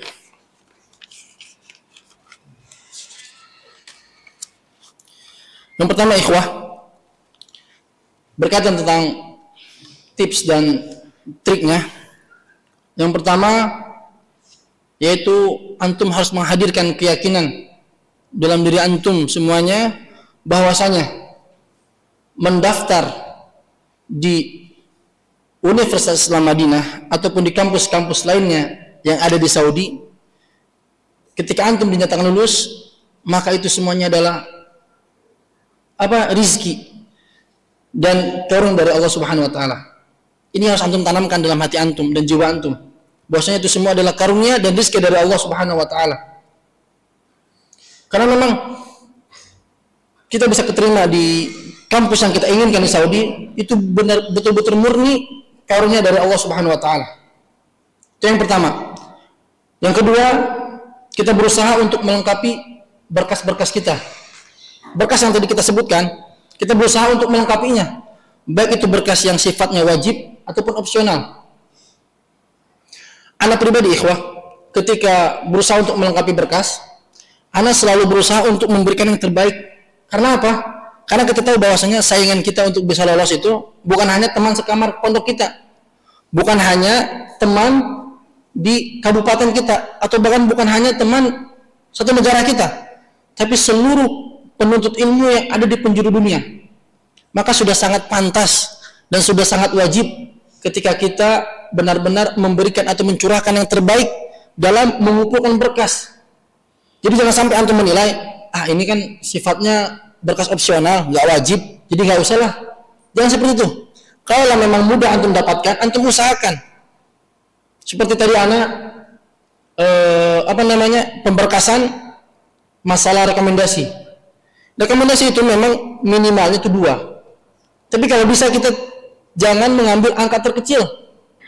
Anak kemarin berusaha untuk bisa mendapatkan rekomendasi itu sampai 8 rekomendasi Anda dapatkan. Salah satunya waktu itu Anda dapatkan dari dosen-dosen di Saudi. Jadi singkat cerita, anak SMA nggak sekolah, jadi mondok non formal, nggak sekolah, mondok non formal. Nah, ketika usia remaja SMA kelas 1 atau 2 SMA kelas 3, anak di pondok itu sibuk untuk mengikuti daurah-daurah. Pertama kayak hafalan matan di Masjid An-Nabawi, kan ada secara online tuh. Jadi di Masjid An-Nabawi disediakan setoran matan dan Al-Quran secara online, dan itu anak jadikan sebagai pengganti masa belajar anak di SMA. Walaupun anak nggak sekolah, tapi memang ketika ada kesempatan untuk bisa belajar, kenapa tidak gitu kan. Jadi semasa SMA itu anak mengikuti daurah hafalan matan yang ada di Masjid An-Nabawi. Antum juga bisa mengikutinya ikhwah. Nanti insya Allah kalau antum memang mau didaftarkan, antum bisa hubungan nanti insya Allah, anak bantu insya Allah. Dan itu lumayan. Nanti diberikan sertifikat, yang mana sertifikatnya langsung ditandatangani oleh imam dan khatib di Masjid An-Nabawi. Nah, selain mengikuti program hafalan matan dan Al-Quran, Anda juga sering mengikuti daurah-daurah online dari masyayikh. Yang akhirnya apa? Kurang lebih waktu itu mengikuti selama 1 tahun. Selama usia SMA, Anda ikuti daurah syekh dari Qasim. Nah, di akhir pembelajaran 1 tahun itu, Anda memberanikan diri untuk menghubungi beliau, meminta rekomendasi dari beliau. Dan Masya Allah, Alhamdulillah, ketika Anda lulus SMA, Anda ingat ketika Anda masih di sini waktu itu, masih mondok di sini, Anda minta ke Syekh, Anda talib antum, sudah mengikuti pelajaran antum selama 1 tahun, Anda ingin minta dari antum rekomendasi. Masya Allah, beliau meminta bukti bahwasanya memang Anda mengikutinya, Anda tunjukkan bukti-buktinya. Gak lama beliau memberikan rekomendasi ke Anda, rekomendasi untuk melanjutkan pendidikan baik di UM ataupun di Qasim kemarin tuh. Alhamdulillah. Intinya apa ikhwah? Intinya ketika kita memang bisa memberikan yang terbaik untuk pendaftaran kita, kita usahakan. Jadi kan ada beberapa berkas yang tidak wajib ya. Apa aja tadi berkas yang sifatnya opsional? SKCK, terus sertifikat, kemampuan bahasa Arab, sama bahasa Inggris. Nah, sifat berkas-berkas opsional itu, kalau kita lihat memang mudah didapatkan ya, seperti SKCK ya. Kita tinggal datang ke Polsek ataupun Polres dan sebagainya. Kita minta. Terus juga untuk syahadah kemampuan. Ya antum ikuti anak. Anak kemarin kan sempat anak bilang ke antum sempat menggunakan ijazah sertifikat main bola, main basket. Anak masukkan semuanya. Anak terjemahkan, anak masukkan. Terus juga sertifikat Al-Quran anak dapat dari sini. Alhamdulillah waktu itu dapat dari rumah tahfidz ini. Anak masukkan juga. Kemampuan bahasa. Antum mungkin pernah nggak lewat di broadcast WA antum tentang ini pengambilan TOEFL secara gratis. Nah, anak ikutan di situ. Anak ikuti tesnya. Terus nggak lama dia mengirimkan ini kan nilai-nilainya. Nah, anak ikutin itu. Dan anak sekali lagi sampaikan, ketika memang itu sifatnya mudah, antum usahakan semaksimal mungkin untuk usahakan. Karena apa? Karena ingat, saingan kita bukan hanya teman kamar kita di pondok, bukan, tapi saingan kita hampir seluruh para penuntut ilmu di penjuru dunia. Itu yang kedua. Tadi setelah kita menghadirkan keyakinan bahwasanya diterimanya kita di sana adalah karunia dari Allah. Yang kedua adalah melengkapi seluruh pemberkasan, baik yang sifatnya wajib ataupun opsional. Itu wajib kita lengkapi semuanya. Yang ketiga, doa, tawakal dan usaha. Ikhwah, 3 perkara ini sebetulnya tidak akan pernah lepas dari hajat-hajat kita, ikhwah. Antara doa, tawakal dan usaha kita. Bahkan Allah Subhanahu wa taala adalah zat yang mencintai hambanya yang senantiasa meminta kepadanya. Maka dari itu, ikhwah, antum usahakan senantiasa berdoa kepada Allah, meminta kepada Allah. Dan ikhwah, yang paling penting adalah antum ketahui bahwasanya doa yang paling tulus untuk kita adalah doa dari orang tua kita. Makanya khususnya para santri yang mungkin kesempatan memegang HP itu jarang, ataupun jarak antum dengan orang tua antum jauh, antum gunakan ketika antum ada kesempatan memegang HP. Jadikan yang pertama kali antum hubungi adalah orang tua antum. Antum minta doa dari mereka, terlebih lagi dari seorang ibu. Anak memiliki pengalaman, dan ini pengalaman anak pribadi berkaitan tentang doa. Ada 2 pengalaman anak pada tips yang doa ini. Yang pertama, waktu anak masih kuliah di Libya. Anak kuliah di Libya, berarti otomatis jarak anak dengan keluarga senggang jauh kan. Dan itu setiap hari, hampir setiap pagi, dan sebelum anak berangkat kuliah, anak usahakan hubungi orang tua anak. Anak usahakan minta doa ke orang tua anak. Doanya sama. Minta didoakan untuk mendapatkan ilmu yang bermanfaat dan kelak diberikan kesempatan untuk bisa kuliah di Universitas Madinah. Itu doanya hampir setiap hari dan sama terulang. Makanya anak katakan pada antum semuanya, kalaupun memang antum terbatas dalam memegang handphone, paling tidak ketika antum mendapatkan kesempatan itu, orang tua untuk antum hubungi orang tua antum terlebih dahulu. Terlebih seorang ibu. Dan ini pengalaman anak ketika anak masih di Libya, anak setiap pagi terus minta doa ke orang tua. Sampai waktu siang, anak pulang dari kampus istirahat, penasaran, ingin cek status pendaftaran. Qadarullah wa masyafa'al, ketika anak cek pendaftaran, status pendaftaran anak ini lebih dominannya tertolak. Serius, itu pendaftaran anak lebih dominan untuk tertolak. Anak lihat. Dan setelah anak melihat, anak nangis sejadi-jadinya. Dan anak langsung hubungi orang tua anak. Anak bilang, Qadarullah kayaknya tahun ini gagal untuk daftar ke Madinah. Dan itu keadaan anak sedang menangis. Dan Masya Allah, ikhwah, dalam keadaan anak mungkin bisa dikatakan down ya. Tiba-tiba orang tua anak hanya mengatakan, kita di sini senantiasa mendoakan dan kita yakin kamu pasti lulus katanya. Masya Allah. Setelah orang tua anak mengatakan demikian, Masya Allah, hati yang tadinya galau gitu ya, dan juga nangis, tiba-tiba seketika berhenti, ikhwah. Dan anak seakan-akan mendapatkan kabar gembira gitu, padahal belum jelas gitu kan, apa kabar gembiranya? Padahal hanya mendapatkan omongan dari orang tua.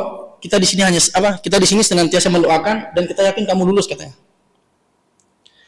Dan Masya Allah, gak lama dari doa tersebut, 2 minggu setelahnya, 2 pekan setelahnya, anak kembali melihat status pendaftaran anak. Masya Allah, biiznillah, ternyata status anak berubah menjadi murasyah, menjadi kandidat. Dan itu Masya Allah, yang awalnya anak sedang bersedih, nangis, dan curhat ke orang tua anak hanya mengatakan, kita di sini senantiasa mendoakan dan kita pun ridho dengan apa yang kamu inginkan. Percaya katanya, percayalah kamu pasti lulus. Itu Masya Allah, langsung menghilangkan kesedihan. Dan itu terbukti 2 pekan setelahnya, anak kembali melihat status pendaftaran anak, Masya Allah berubah. Statusnya menjadi murasyah atau kandidat calon mahasiswa. Ini cerita yang pertama. Dan yang kedua, ketika anak dinyatakan lulus oleh pihak kampus, jadi sebelum kita berangkat ke Madinah, ada salah satu prosedur yang mana untuk perlengkapan visa. Kita harus ke Jakarta, melakukan medical check up dan biometrik. Nah, sebelum jadwal anak pergi ke Jakarta, jadi ada terlebih dahulu kakak kelas anak yang dulu waktu SMP mondok bareng dengan anak, satu pondok, yang bahkan qadarullah anak dan dia termasuk santri yang dipulangkan sementara untuk diistirahatkan. Kenapa? Karena terkena penyakit hepatitis, kalau nggak, ya hepatitis. Kita berdua dan beberapa santri yang lainnya dipulangkan karena memang terkena penyakit hepatitis. Nah, beberapa tahun kemudian, alhamdulillah anak dan kakak kelas anak tersebut, yang kakak kelas yang tadi dipulangkan bareng itu, kita sama-sama lulus ke Madinah, alhamdulillah. Namun yang berbeda, ketika jadwal medical check up, ketika itu jarak antara anak dengan kakak kelas anak itu 1 pekan. Jadi kakak kelas anak dulu, baru 1 pekan kemudian anak yang medical check up. Setelah selesai medical check up, kurang lebih kan hasilnya itu keluar malamnya. Paginya kita medical, malamnya langsung keluar hasilnya. Anak tanya ke kakak kelas, gimana hasil antum? Qadarullah masya'afa'al katanya. Anak penyakit yang 8 tahun lalu anak terkena dan sekarang masih terdeteksi katanya. Jadi anak nggak bisa berangkat. Kata kakak kelas anak. Itu selama 1 pekan, ikhwah. Anak hanya bisa nangis dan merenungi gitu kan. Kenapa? Karena memang kejadiannya beliau sama itu sama-sama dipulangkan dan sama-sama memang kita sempat terjangkit hepatitis gitu kan. Dan qadarulahnya hepatitis yang dialami kakak kelas anak masih terdeteksi hingga menyebabkan dia tidak bisa berangkat, ditunda keberangkatannya atau alhamdulillah sampai sekarang belum berangkat. Waktu itu anak cuma bisa menangis dan ya pasrah. Gak lama anak cerita ke orang tua anak, terutama ke ibu. Anak cerita tentang kejadian yang ada, bahwasanya kita dulu pernah dipulangkan karena satu penyakit, diistirahatkan di rumah dan sebagainya. Masya Allah, orang tua anak hanya mengatakan, anak masih ingat banget, nak, kita memang tinggal di dunia yang sama, di bumi yang sama. Kamu dengan kakak kelas kamu sempat tinggal di pondok yang sama, dengan penyakit yang sama, dan bahkan kalian pun sekarang tujuannya sama. Namun percaya, katanya, Masya Allah, kalian ditakdirkan dengan nikmat, dengan rezeki yang berbeda, katanya. Masya Allah. Di situ seakan-akan anak mendapatkan suntikan untuk kembali semangat. Yang awalnya 1 pekan itu Masya Allah nangis terus anak nggak bisa lepas dari nangis, karena memang kita sama-sama gitu kan, sama-sama kita mendapatkan penyakit yang sama, qadarullah, sama-sama juga kita tujuannya sama, akan ke Madinah gitu kan. Anak datang orang tua anak, Bu, ini gimana? Kakak kelas nggak bisa berangkat karena penyakit yang tadi. Orang tua anak hanya mengatakan demikian. Kita tinggal di dunia yang sama, katanya. Namun percayalah, dengan rezeki dan nikmat yang berbeda, katanya. Masya Allah. Alhamdulillah, setelah mendapat motivasi tersebut, seakan-akan ya tidak ada masalah gitu kan. Akhirnya anak PD datang ke Jakarta dan alhamdulillah ketika anak dites medical check up dan biometrik semuanya lancar biidznillah taala. Makanya ikhwah, anak sekali lagi mengatakan pada antum, khususnya untuk antum yang sedang jauh dengan orang tuanya, ketika memang antum memiliki kesempatan untuk memegang HP, maka jadikan orang tua antum yang paling pertama antum hubungi. Antum jadikan orang tua antum sebagai orang yang pertama yang antum hubungi, karena keridhaan Allah ada pada kedua mereka, ikhwah.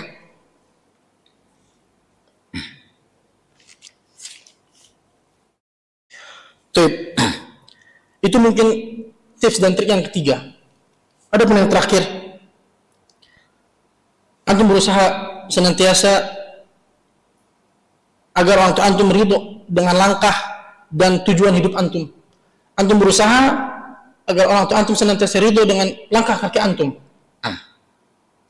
Dan di sini pun ada kejadian, masya Allah. Ini pun pengalaman anak pribadi, ikhwah. Jadi ingat, antum senantiasa berusaha menjadikan orang tua antum ridho dengan langkah kaki antum dan tujuan hidup antum dan pilihan antum. Jadikan mereka ridho. Waktu itu anak lulus dari SMA. Lulus SMA langsung anak mondok di sini, di rumah tahfidz Surah Al-Fatah. Anak mondok di sini dengan berbekal ijazah paket C. Kurang lebih 1 atau 2 tahun anak nggak kuliah. Setelah lulus SMA anak nggak langsung kuliah, 1 atau 2 tahun. Karena sempat di rumah dan lanjut ke sini. Jadi kurang lebih 2 tahun anak nganggur. Bukan nganggur sih, maksudnya nggak kuliah. Sempat ada keinginan untuk kuliah. Kenapa? Karena melihat teman-teman yang dulunya sebaya, mereka sudah bisa melanjutkan ke jenjang berikutnya, ke jenjang lebih tinggi. Maka anak pun sama demikian. Anak berharap bahwasanya anak mendapatkan nikmat yang sama seperti mereka, bisa menimba ilmu di jenjang yang lebih tinggi. Itu harapan anak. Pada saat itu anak sangat ingat betul keadaan anak masih mondok di sini dan belum selesai, dan juga anak hanya bermodalkan ijazah paket C. Akhirnya anak nanya-nanya ke kakak kelas yang waktu itu sama-sama santri di sini, namun dia telah menyelesaikan kuliah di kampus di Jogja. Anak nanya ke beliau bagaimana tentang prosedur pendaftaran di kampus antum dan sebagainya. Akhirnya singkat cerita, anak daftar. Pertama kali anak daftar itu di Jogja, ada sebuah kampus di Jogja, dengan niatan mengambil beasiswa tahfidz. Karena memang ada beberapa anak punya hafalan, karena mondok di sini beberapa juz. Anak langsung datang ke kampusnya. Pas anak coba daftar, qadarullah, ditolak secara mentah-mentah. Alasannya apa? Untuk yang ijazah paket C nggak bisa ambil jalur beasiswa tahfidz katanya. Tapi maaf, muskilah, anak bilang. Nggak lama anak daftar ke beberapa kampus yang ada di Malang dan Surabaya. Dan itu ikhwah, mungkin antum tahu, pendaftaran di kampus Indonesia berbayar kan ya? Kurang lebih 200 sampai 350 ya. Dan itu setiap kali pendaftaran itu menggunakan uang anak pribadi, uang tabungan yang ketika anak mondok nggak anak jajankan, maksudnya anak simpan awet-awet gitu kan. Karena memang tujuannya untuk bisa daftar kuliah. Setelah anak gagal di kampus tersebut, karena memang dengan alasan nggak bisa diterima ijazah paket C kan, akhirnya anak daftar di Malang di jurusan sastra bahasa Arab. Daftar, mengeluarkan uang biaya, qadarullah nggak keterima. Di Surabaya pun qadarullah nggak keterima. Dan kalau nggak salah di beberapa kampus, jadi kalau di Jogja itu nggak cuma satu, ada beberapa kampus. Ala kuliah kampusnya menolak dengan ketika paket C ngambil jalur tahfidz, seperti itu alasannya. Nah, setelah anak coba cari-cari info, daftar kuliah sana sini nggak keterima, sedangkan hati ini pengen ikhwah, pengen bisa merasakan menuntut ilmu di jenjang yang lebih tinggi. Terlebih teman-teman sebaya sudah pada kuliah gitu kan, pasti ada namanya giftoh itu kan, perasaan ingin mendapatkan nikmat yang sama dengan mereka gitu. Sudah banyak keluar uang pendaftaran, nggak ada yang lulus qadarullah kan. Akhirnya coba daftar di Surabaya. Surabaya itu, anak pernah cerita ke Mas Reza, di ITAT, di teknik pertambangan. Alhamdulillah, keterima, lulus. Alhamdulillah, akhirnya senang kan. Sekian lama mencari cara untuk bisa kuliah kan. Temen kodaro ketolak semuanya, ketolak. Tiba saatnya ketika daftar di Surabaya, di teknik pertambangan. Alhamdulillah lulus. Alhamdulillah. Dan anak langsung hubungi orang tua anak. Anak kabari orang tua, Bu, alhamdulillah, kakak lulus di teknik pertambangan. Anak kira orang tua anak bakal setuju, maksudnya bakal senang. Karena apa? Karena beliau sudah tahu perjuangan anak untuk kuliah gitu kan. Daftar beberapa kampus gak keterima, uang pendaftaran udah keluar banyak dan sebagainya. Yang anak harapkan orang tua bisa setuju dengan keputusan anak untuk bisa lanjut di teknik pertambangan. Namun qadarullah, orang tua anak ngomong, "Nak, kalau bisa jangan kamu ambil. Jangan kamu ambil kuliah di teknik pertambangan. Karena ibu khawatir nanti kamu tidak bisa menjaga diri. Khawatir nanti kamu mengikuti arus pergaulan anak muda zaman sekarang," katanya. Anda bisa bayangkan ikhwah, sebelumnya kita sudah berkeinginan kuat untuk kuliah, juga mengambil ikhtiar daftar di mana-mana, bahkan menggunakan uang tabungan sendiri. Tapi ketika lulus, orang tua melarang gitu kan. Ada perasaan kayak awalnya kayak menolak gitu. Wah, udah capek nih kan. Atau mungkin mengeluh lah, awalnya mengeluh gitu kan. Tapi dipikir-pikir lagi, Ana yakin di balik omongan orang tua pasti ada hikmah yang sangat luar biasa. Singkat cerita, Ana disuruh untuk pulang langsung ke Sukabumi karena memang tidak boleh lanjut di teknik pertambangan dengan alasan yang tadi. Gak lama ketika Ana pulang, bukalah Lipia pendaftaran. Lipia buka pendaftaran. Dan bahkan sebelumnya, sebelum Ana daftar di kampus-kampus yang tadi itu, Ana sempat daftar tahun sebelumnya di Lipia. Ketolak juga. Dan ketika kemarin, ketika orang tua nyuruh pulang dan tidak boleh lanjut di pertambangan, akhirnya Ana pulang dan Lipia buka pendaftaran. Ana dengan bermodalkan keyakinan, yakin bahwasanya ketika kita memang mentaati perkataan orang tua selagi tidak menjerumuskan kepada kemaksiatan, Ana yakin pasti ada hikmah di balik itu. Ana memberanikan diri untuk daftar di Lipia. Ketika daftar, alhamdulillah, ternyata Ana lulus. Masya Allah. Hikmah yang Allah berikan kepada anak ketika manut kepada orang tua gitu kan. Walaupun memang awalnya itu terasa berat ikhwah, terasa berat, harus menunggu lagi, nganggur lagi gitu kan, nggak kuliah. Akhirnya ketika daftar ke Lipia diterima, masya Allah, alhamdulillah, biiznillah. Dan ketika keterima di Lipia, baru 1 semester di Lipia, Madinah buka pendaftaran. Ana daftar ke Madinah. Ketika 1 semester di Lipia, Ana daftar ke Madinah, dan alhamdulillah di pertengahan semester 3 biiznillah Ana termasuk mahasiswa yang lulus di Madinah. Masya Allah. Pelajaran apa ikhwah? Pelajarannya bahwasanya kita berusaha untuk senantiasa ridho atas apa yang orang tua kita mintakan kepada kita, selama memang selama memang bukan kemaksiatan. Ya mungkin awalnya berat ikhwah. Kita sudah setelah lulus SMA kita nganggur, kita nggak kuliah, terus juga nyoba daftar kuliah, bawa berkas gitu kan, sana kemari, menggunakan uang pribadi, uang tabungan gitu kan. Ketika lulus dilarang gitu. Namun kita yakin, insya Allah bahwasanya Allah memberikan yang terbaik insya Allah untuk kita. Dan masya Allah, setelah Ana tolak teknik pertambangan di Surabaya, Ana daftar ke Lipia keterima, dan di semester 3 di Lipia dipanggil ke Madinah. Masya Allah, alhamdulillah. Jadi ini semua ada tips ataupun bagi Ana ini trik. Dan tadi Ana sudah katakan kepada antum, mungkin ketika antum tanyakan kepada orang lain, maka antum akan menemukan perbedaan. Namun secara keumuman, insya Allah tidak akan jauh berbeda. Mungkin demikian ikhwah. Kurang lebihnya mohon maaf.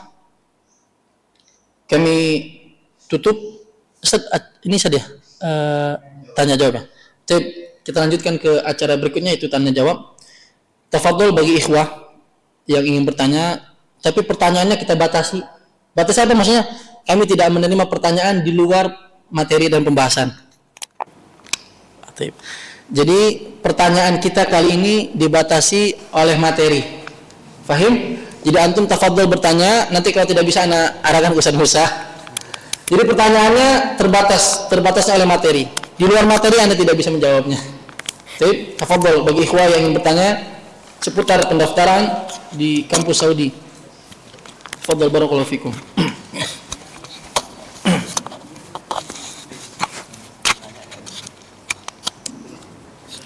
Bismillahirrahmanirrahim. Assalamualaikum warahmatullahi wabarakatuh. Assalamualaikum warahmatullahi wabarakatuh. Izin bertanya Ustaz, ketika masuk Libya itu apakah sebelumnya memang sudah ada basic bahasa Arab ataukah belum? Taib.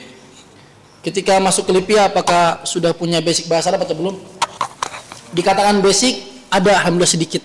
Karena memang anak pondoknya itu SMP itu mondok. SMP anak mondok secara tuntas sampai selesai kelas 3 SMP. Untuk SMA-nya ana lebih fokus di ngafal Quran. Jadi nggak masuk pondok yang formal. Jadi basic bahasa Arab ana sebetulnya hanya di SMP. Ketika SMP ana mondok itu basic ana. Namun diperkuat ketika memang SMA.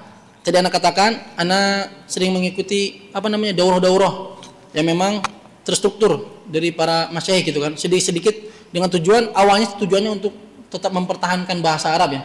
Karena kita ketahui bahwasanya ketika bahasa Arab itu tidak diamalkan, apalagi hanya basic SMP gitu kan ya, maka sangat rawan dan sangat mudah hilang gitu kan.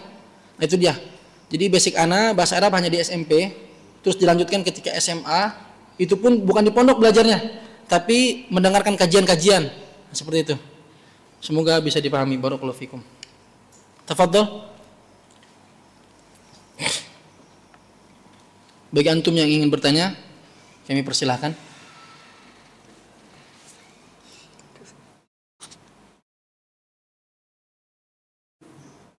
Tafadhol yang di belakang.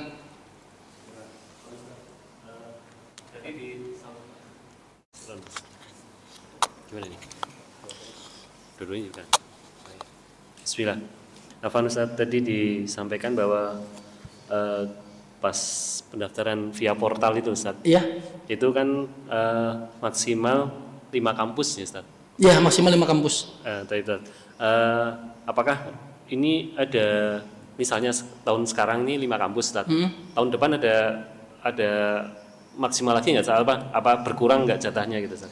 Tetap tahun depan ketika kita daftar lagi maksimal tetap 5 lagi. Oh, Ustaz. Iya, tetap 5 lagi.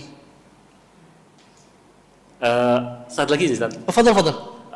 Itu biasanya pengumumannya berapa lama sih Ustaz ya dari pendaftaran? Baik. Pengumuman dari mulai pendaftaran di Universitas Islam Madinah ataupun Universitas Saudi yang lainnya rata-rata memang minimal 1 tahun. 1 tahun. Terlebih lagi ketika memang pendaftaran itu melalui jalur kampus masing-masing. Tadi Anda telah sebutkan bahwasanya portal studi Saudi ini adalah terobosan terbaru dari Kementerian Saudi. Nah, ketika pendaftaran masih melalui website kampus masing-masing, itu bahkan ada yang sampai 4 sampai 7 tahun menanti.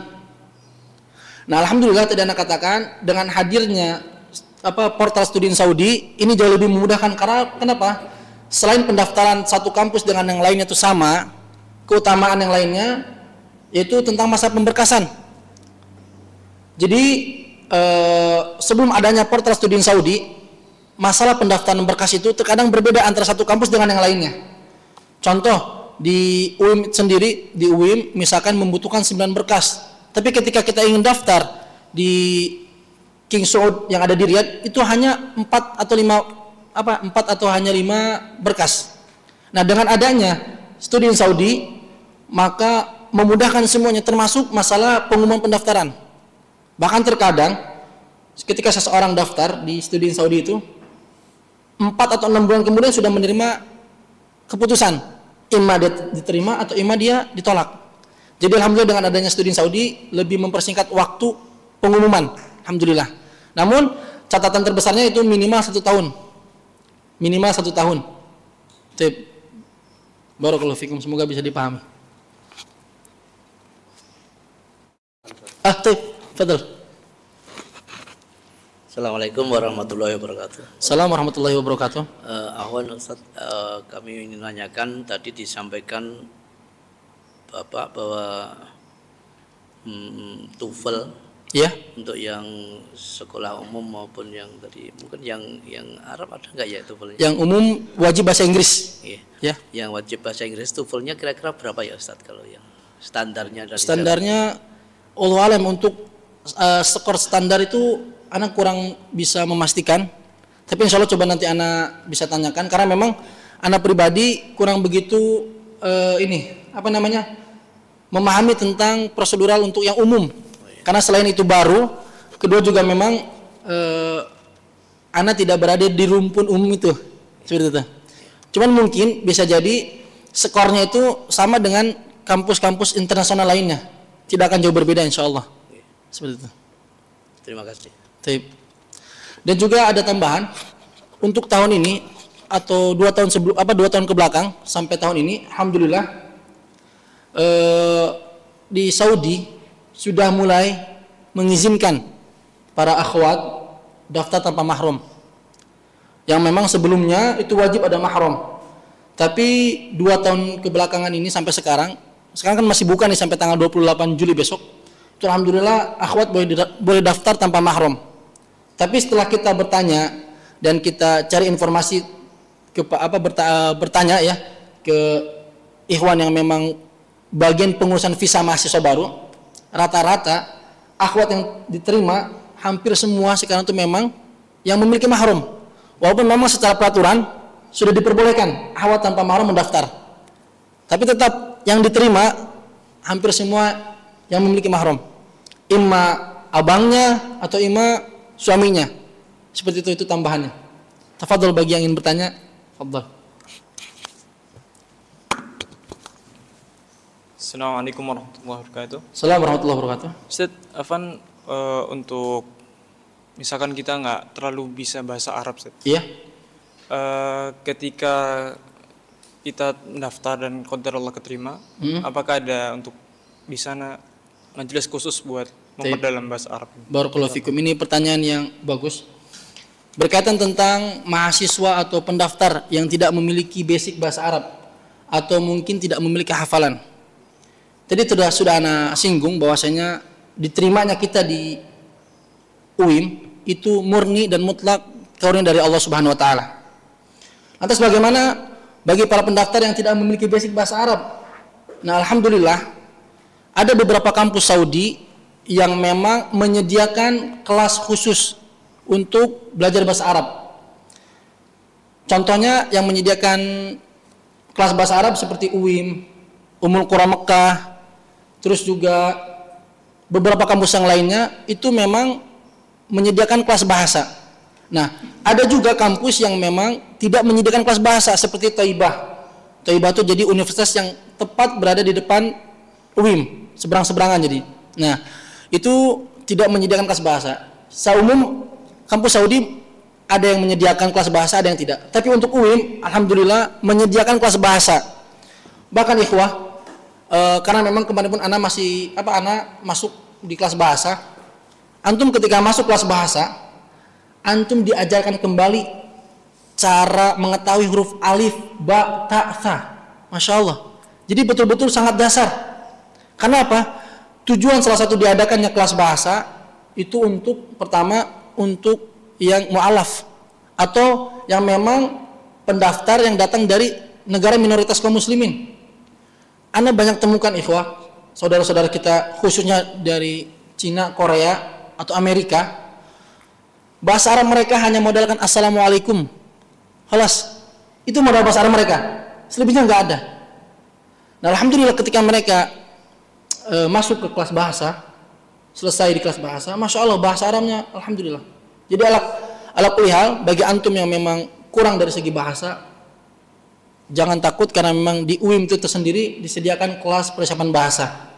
Dan antum diajarkan kembali cara nulis huruf alif, ba, ta, itu diajarkan di sana. Seperti itu. Jadi bagi antum yang memiliki kurang kapasitas dalam bahasa Arab, jangan khawatir karena memang di sana disediakan. Tip, barakallahu fikum.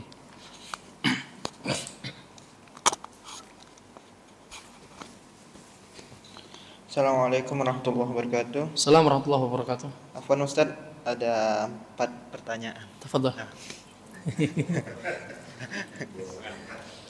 Yang pertama, Afwan Ustadz, umur Ustadz jarak antara setelah SMA dan keterima di UIM berapa? Iya. Apa mau satu-satu atau langsung 4? Satu-satu aja deh. Untuk usia ketika Ana daftar ke UIM, Ana masih muda ikhwah. Alhamdulillah usia Ana 22 tahun, 22 pun baru naik kemarin, bulan Juni. Jadi ketika Ana mendaftar di UIM itu kurang lebih ketika usia Ana 21 kurang lebih, 21 atau 20. Jadi untuk usia itu. Yang kedua, apakah ada ikhwan yang jenjang S1 yang bawa istri sana? Banyak. Iya. Ada. Termasuk teman-teman Ana yang Masya Allah, banyak kawan-kawan banyak. Tapi untuk yang S1 rata-rata memang dia peraturan bawa istri kebanyakan saja yang dia mandiri saja, istiqdam mandiri. Jadi untuk yang tadi Ana sampaikan itu yang disediakan asrama itu rata-rata untuk S2, S3. Walaupun memang kemarin ada kakak kelas Ana yang masih S1, satu orang tapi mungkin itu rezekinya Masya Allah. Jadi memang dia mendapatkan kamar mendapatkan asrama dengan istrinya dari kampus. Tapi sebagian besar yang S1, sebagian besar itu memang mandiri. Seperti itu. Jadi asramanya secara mandiri, cuman masalah iqomah yang zaujah itu dari kampus juga saja, yang istiqdam. Iqomah. Oh ya. Jadi diikutkan kepada kepada suaminya. Walaupun memang dia mandiri dalam perihal tempat tinggal, tapi dia untuk iqomahnya diikutkan dengan suaminya. Itu sudah termasuk nikmatan juga saja. Alhamdulillah. Seperti itu. Yang ketiga, untuk berkas wajib yang Ana baca juga di PDF yang dikirim sama ini teman-teman, itu tuh ada yang wajibnya tuh KTP orang tua. Ya, KTP orang tua. Untuk studi di Saudi ini termasuk berkas wajibnya itu ada identitas orang tua. Identitas imma KTP ataupun akte orang tua. Itu pendaftaran baru ketika Afwan tadi Ana lupa menyebutkan. Jazakallah sudah diingatkan. Jadi dengan adanya studi di Saudi ini, maka berkas tambahan wajibnya salah satunya itu identitas orang tua. Imma KTP ataupun akte atau paspor juga. Ala kulli hal identitas orang tua kita. Seperti itu. Yang terakhir untuk Fakultas Sastra Bahasa Arab itu minimal nilai idat lugonya berapa Ustaz? Setahu Ana untuk masuk ke fakultas yang kita pilih ketika memang kita masih lulusan dari Ma'had gitu, dari idat, itu tidak ada nilai yang khusus. Jadi nanti ketika kita di semester 4 idat, nanti kita diberikan formulir berupa Google Form seperti itu. Nanti kita milih 3 fakultas yang ingin kita tuju. Nah, biasanya secara otomatis anak-anak idat yang semester 4 itu ketika dia memilih yang paling atas itu yang dijadikan sebagai rujukan kampus. Seperti itu. Paham? Jadi secara keumuman yang Anda tahu nggak ada nilai minimal kecuali ketika untuk S2. Ada untuk S2. Seperti itu. Syukran Ustaz. Afwan barakallahu fikum.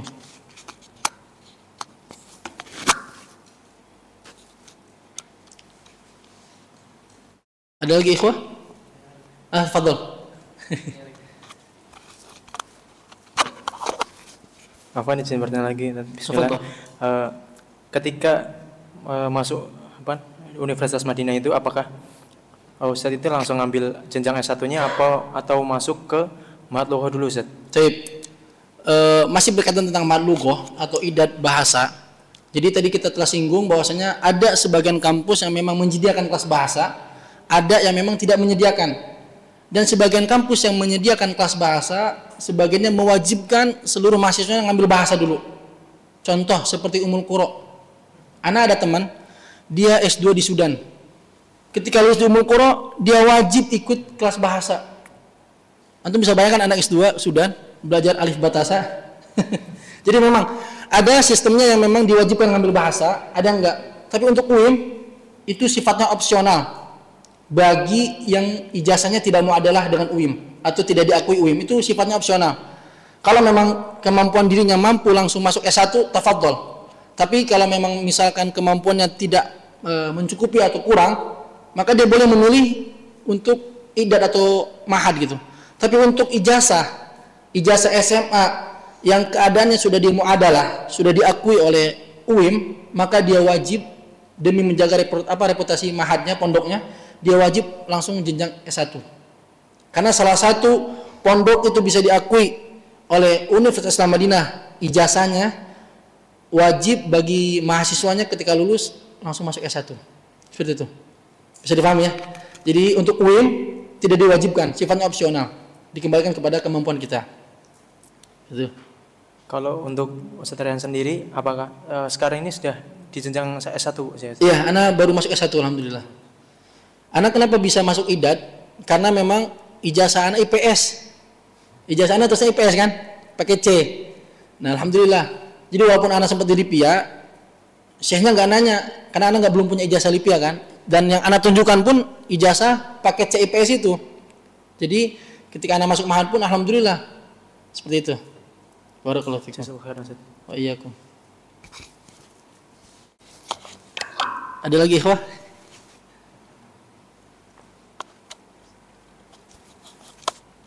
Assalamualaikum warahmatullahi wabarakatuh. Assalamualaikum warahmatullahi wabarakatuh. Izin bertanya Ustaz. Tafadhal. Baik, tadi sudah disampaikan maksimal pendaftaran di portal itu ada 5 universitas. Iya, betul. Nah, baik, untuk pengumumannya itu apakah sekaligus atau nanti ada web yang terkhusus buat pengumuman hasil study in Saudi tadi? Tip. Untuk pengumuman di portal Study in Saudi ini, pertama pengumumannya bisa melalui email kita. Jadi nanti ketika kita daftar, salah satu yang kita isi itu ada email. Makanya dianjurkan untuk para pendaftar memiliki email yang khusus. Jadi jangan email yang sudah nyampur dengan Shopee, jangan, Lazada jangan, tapi punya email sendiri khusus belajar gitu kan, atau khusus pendaftaran. Karena khawatir, dan banyak kejadian, ada teman anak yang dia tahun lalu daftar, karena email dia sudah nyatu, menggabung dengan email-email yang lainnya, kayak Shopee, Lazada dan sebagainya. Akhirnya ketika ada tes ujian bahasa dia nggak ikut. Kenapa? Karena nggak ada email pemberitahuan. Padahal kita dapat gitu kan. Tapi masya Allah namanya rezeki ya. Walaupun dia nggak ikut ujian, tetap lulus. Ya alhamdulillah. Teman angkatannya seperti itu. Dia kaget tiba-tiba di grup katanya bahas tentang kelulusan. Dia cek di, karena kan pengumuman itu ada 2. Pertama jalur email, kedua jalur akun kita. Ketika dia lihat di akun, lah kok udah lulus katanya. Kapan ujian bahasanya? Padahal udah lalu. Kenapa? Karena emailnya nyantu sama Lazada, Shopee dan sebagainya. Nah, makanya Anda sarankan untuk antum punya email khusus gitu untuk mendaftar. Nah, kembali lagi kepada pertanyaan. Jadi di mana kita tahunya? Itu dia. Ima nanti kita lihat akun kita pendaftaran, atau selama kurang lebih 3 atau 6 bulan itu akan masuk email. Yang biasanya yang dapat email itu yang duluan, yang ketolak dulu. Seperti itu. Paham ya? Makanya saran anak, antum punya email satu aja, maksudnya silakan punya email beberapa, tapi khusus pendaftar satu aja gitu kan, khusus untuk pendaftaran gitu, jangan digabung.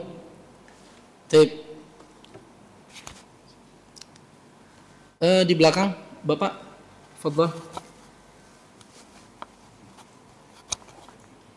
Afwan Ustaz, satu lagi Ustaz. Untuk paspor Ustaz. Nah. Pas itu ada jangka waktu kita punya 6 bulan atau 1 tahun sebelum pendaftaran itu enggak Ustaz? 6 bulan minimal sebelum 6 bulan masa paspor tenggang. Jadi paspor yang digunakan untuk daftar itu masa aktifnya minimal 6 bulan sebelum tenggang. Jadi ketika di bawah 6 bulan ahsan diperbaharui. Tapi jauh lebih aman ketika 1 tahun ya. 1 tahun. Adapun peraturan di peraturan tertulis itu 6 bulan sebelum paspor kita tenggang itu sudah diperbaharui. Seperti itu. Baik Ustaz, barakallahu fiik. Oke. Fikum barakallah. Ustaz, tafadhal.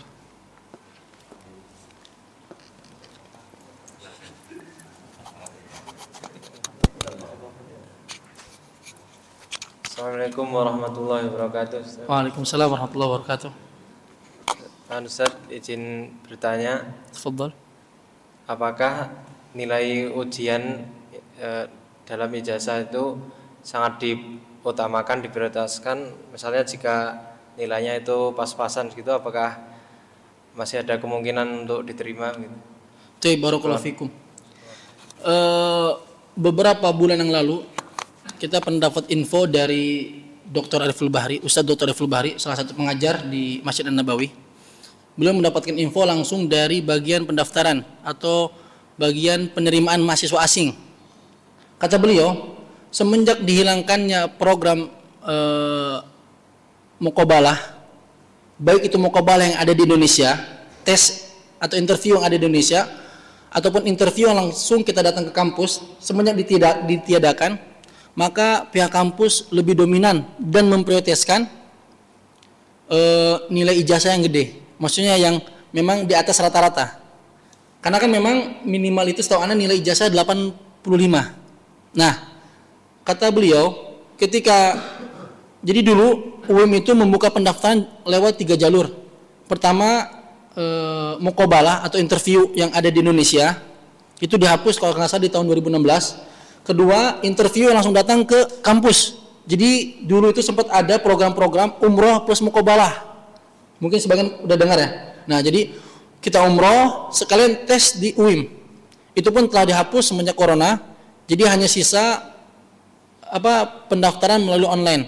Nah, kata beliau, semenjak pendaftaran ini hanya tersisa melalui jalur online, maka diusahakan untuk nilai itu sebisa mungkin di atas rata-rata. Walaupun memang kita tidak bisa pungkiri, ada saja yang memang nilai ijazahnya nggak terlalu besar, nggak nyampe 90. Ana nilai ijazah 86. Jadi kan KKM-nya 85, Ana 86. Alhamdulillah Allah berikan karunia bisa lulus. Jadi masalah nilai ijazah, walaupun memang yang sebisa mungkin kita berjuang untuk mendapatkan nilai terbesar, tapi kalaupun memang sudah terlanjur kita dapat nilai yang pas-pasan gitu kan, di atas 80 misalkan, jangan sampai itu menjadikan hambatan kita untuk tidak mendaftar. Seperti itu. Karena memang banyak di lapangan yang terjadi nilai-nilai yang tidak sampai 90 bisa lulus gitu kan. Termasuk anak atau bahkan teman anak sampai 70 kalau nggak salah. Ada yang sampai 70 nilainya, tapi alhamdulillah. Seperti itu. Barakallahu fikum.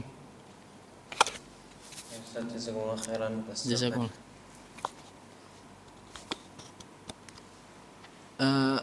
Ada lagi atau ada saya aja. Fadhal.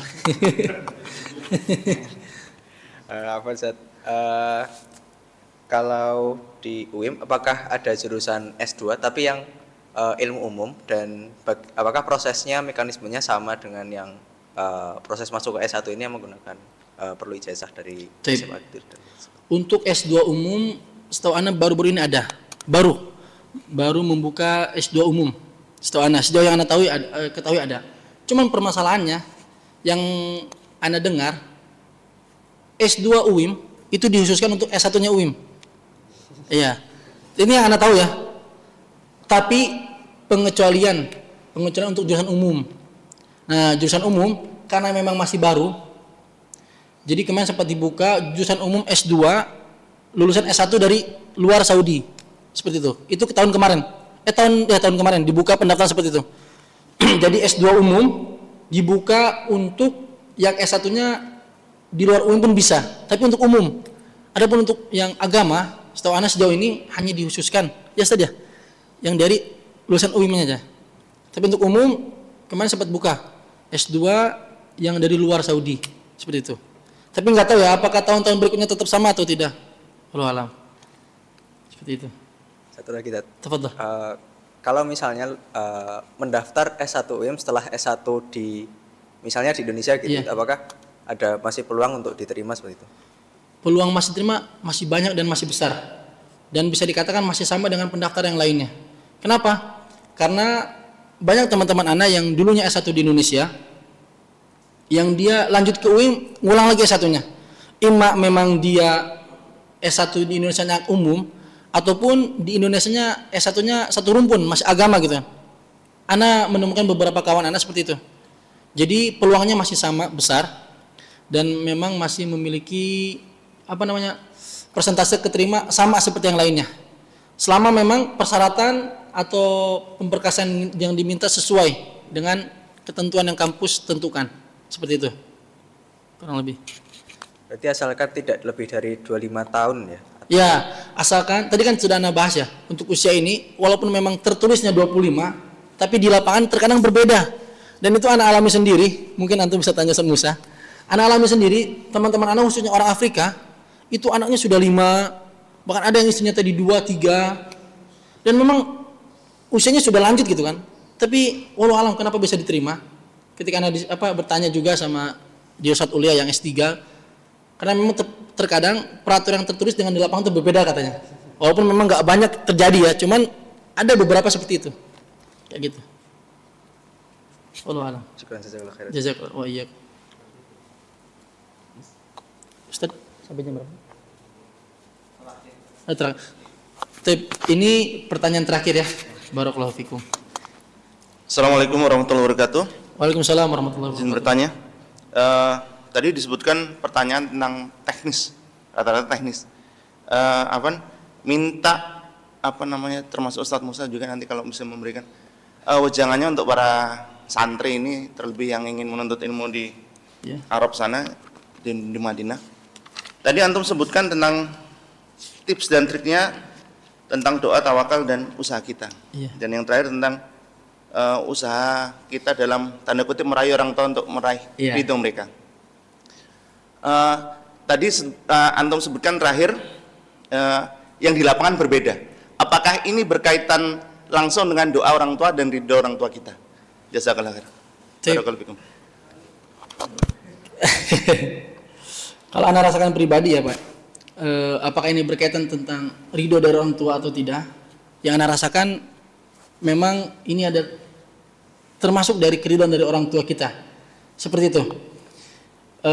Terlebih juga Anda rasakan bagaimana ketika keduanya orang tua kita meridhoi langkah kaki kita, Anda pribadi merasakan memang seakan-akan Allah tunjukkan jalan demi jalan kemudahan. Dan memang itu nyata. Contoh ketika memang waktu itu Anda ingin mengurus SKCK, karena kalau yang untuk untuk pendaftar yang dinyatakan lulus, dia harus memiliki SKCK minimal dari Polda dan maksimalnya dari Mabes. Ketika itu Ana ada keinginan untuk datang ke Mabes bikin SKCK. Dan waktu itu bingung harus bermalam di mana dan Mabes itu di mana gitu kan. Walaupun Ana orang Jawa Barat tapi karena memang belum pernah jadi nggak tahu. Akhirnya Ana coba bertanya ke ikhwan di HSI salah satunya yang dari Jabodetabek. Kemudian beliau membuka pengumuman karena memang beliau termasuk panitia pengurus HSI gitu ya, Ana kurang paham. Alhamdulillah dia membuat pengumuman di grup HS itu, kata ada ikhwan dari Sukabumi ingin datang ke Mabes Polri dengan tujuan untuk membuat SKCK. Barangkali ada yang siap untuk menjamu dan sebagainya. Itu masya Allah sekali lagi anak katakan ketika memang orang tua kita ridho, kita rasakan kemudahan-kemudahannya. Begitupun yang tadi, ketika ikhwan HS ini mengumumkan di grup, itu yang japri ke Anda banyak Pak. Ada yang katanya siap menyewakan kayak kamar dan lain sebagainya, atau bahkan setelah menyediakan kamar di pondoknya. Bahkan masya Allah, ternyata salah satu yang ngejapri anak itu pekerja bareskrimnya langsung. Masya Allah, langsung yang chatting anak itu orang bareskrim. Dia bilang ke anak, kalau antum mau bermalam datang ke kantor anak katanya. Anak masya Allah, alhamdulillah biidznillah, ketika sore sampai Jakarta langsung dijemput sama pekerja beliau. Jadi beliaunya nunggu di atas. Jadi dijemput dari bawah sampai ke atas, disediakan kamar dan bermalamnya langsung di Mabes Polri. Itu masya Allah, bermalam langsung di Mabes Polri. Masya Allah. Bahkan ketika sarapan dan makan malam diantar oleh ajudannya atau diantarkan ke atas. Itu dia salah satu bukti bahwasanya ketika kita senantiasa berada di jalur keridhaan orang tua kita, kemudian demi kemudian kita rasakan. Anak tujuannya mau ke Mabes, masya Allah, Allah berikan langsung bermalam di situ gitu ya. Alhamdulillah, biidznillah. Seperti itu. Taib, Ustaz, kita tutup. Taib, ikhwan, dan para jamaah yang semoga senantiasa dirahmati oleh Allah. Kita akhiri perjumpaan kita dengan doa kafaratul majlis. Namun sebelumnya ana mohon maaf bila ada ucapan atau kata-kata yang salah dan yang tidak pantas diucapkan. Kurang lebihnya ana ucapkan jazakumullah khairan. Kita tutup dengan doa kafaratul majlis. Subhanakallahumma wa bihamdika asyhadu an la ilaha illa anta astaghfiruka wa atubu ilaik. Insyaallah nanti Ustaz ada sesi lagi Ustaz atau sudah? Sudah. Tip. Sekarang kita istirahat dan break. Jazakumullah khairan. Assalamualaikum warahmatullahi wabarakatuh.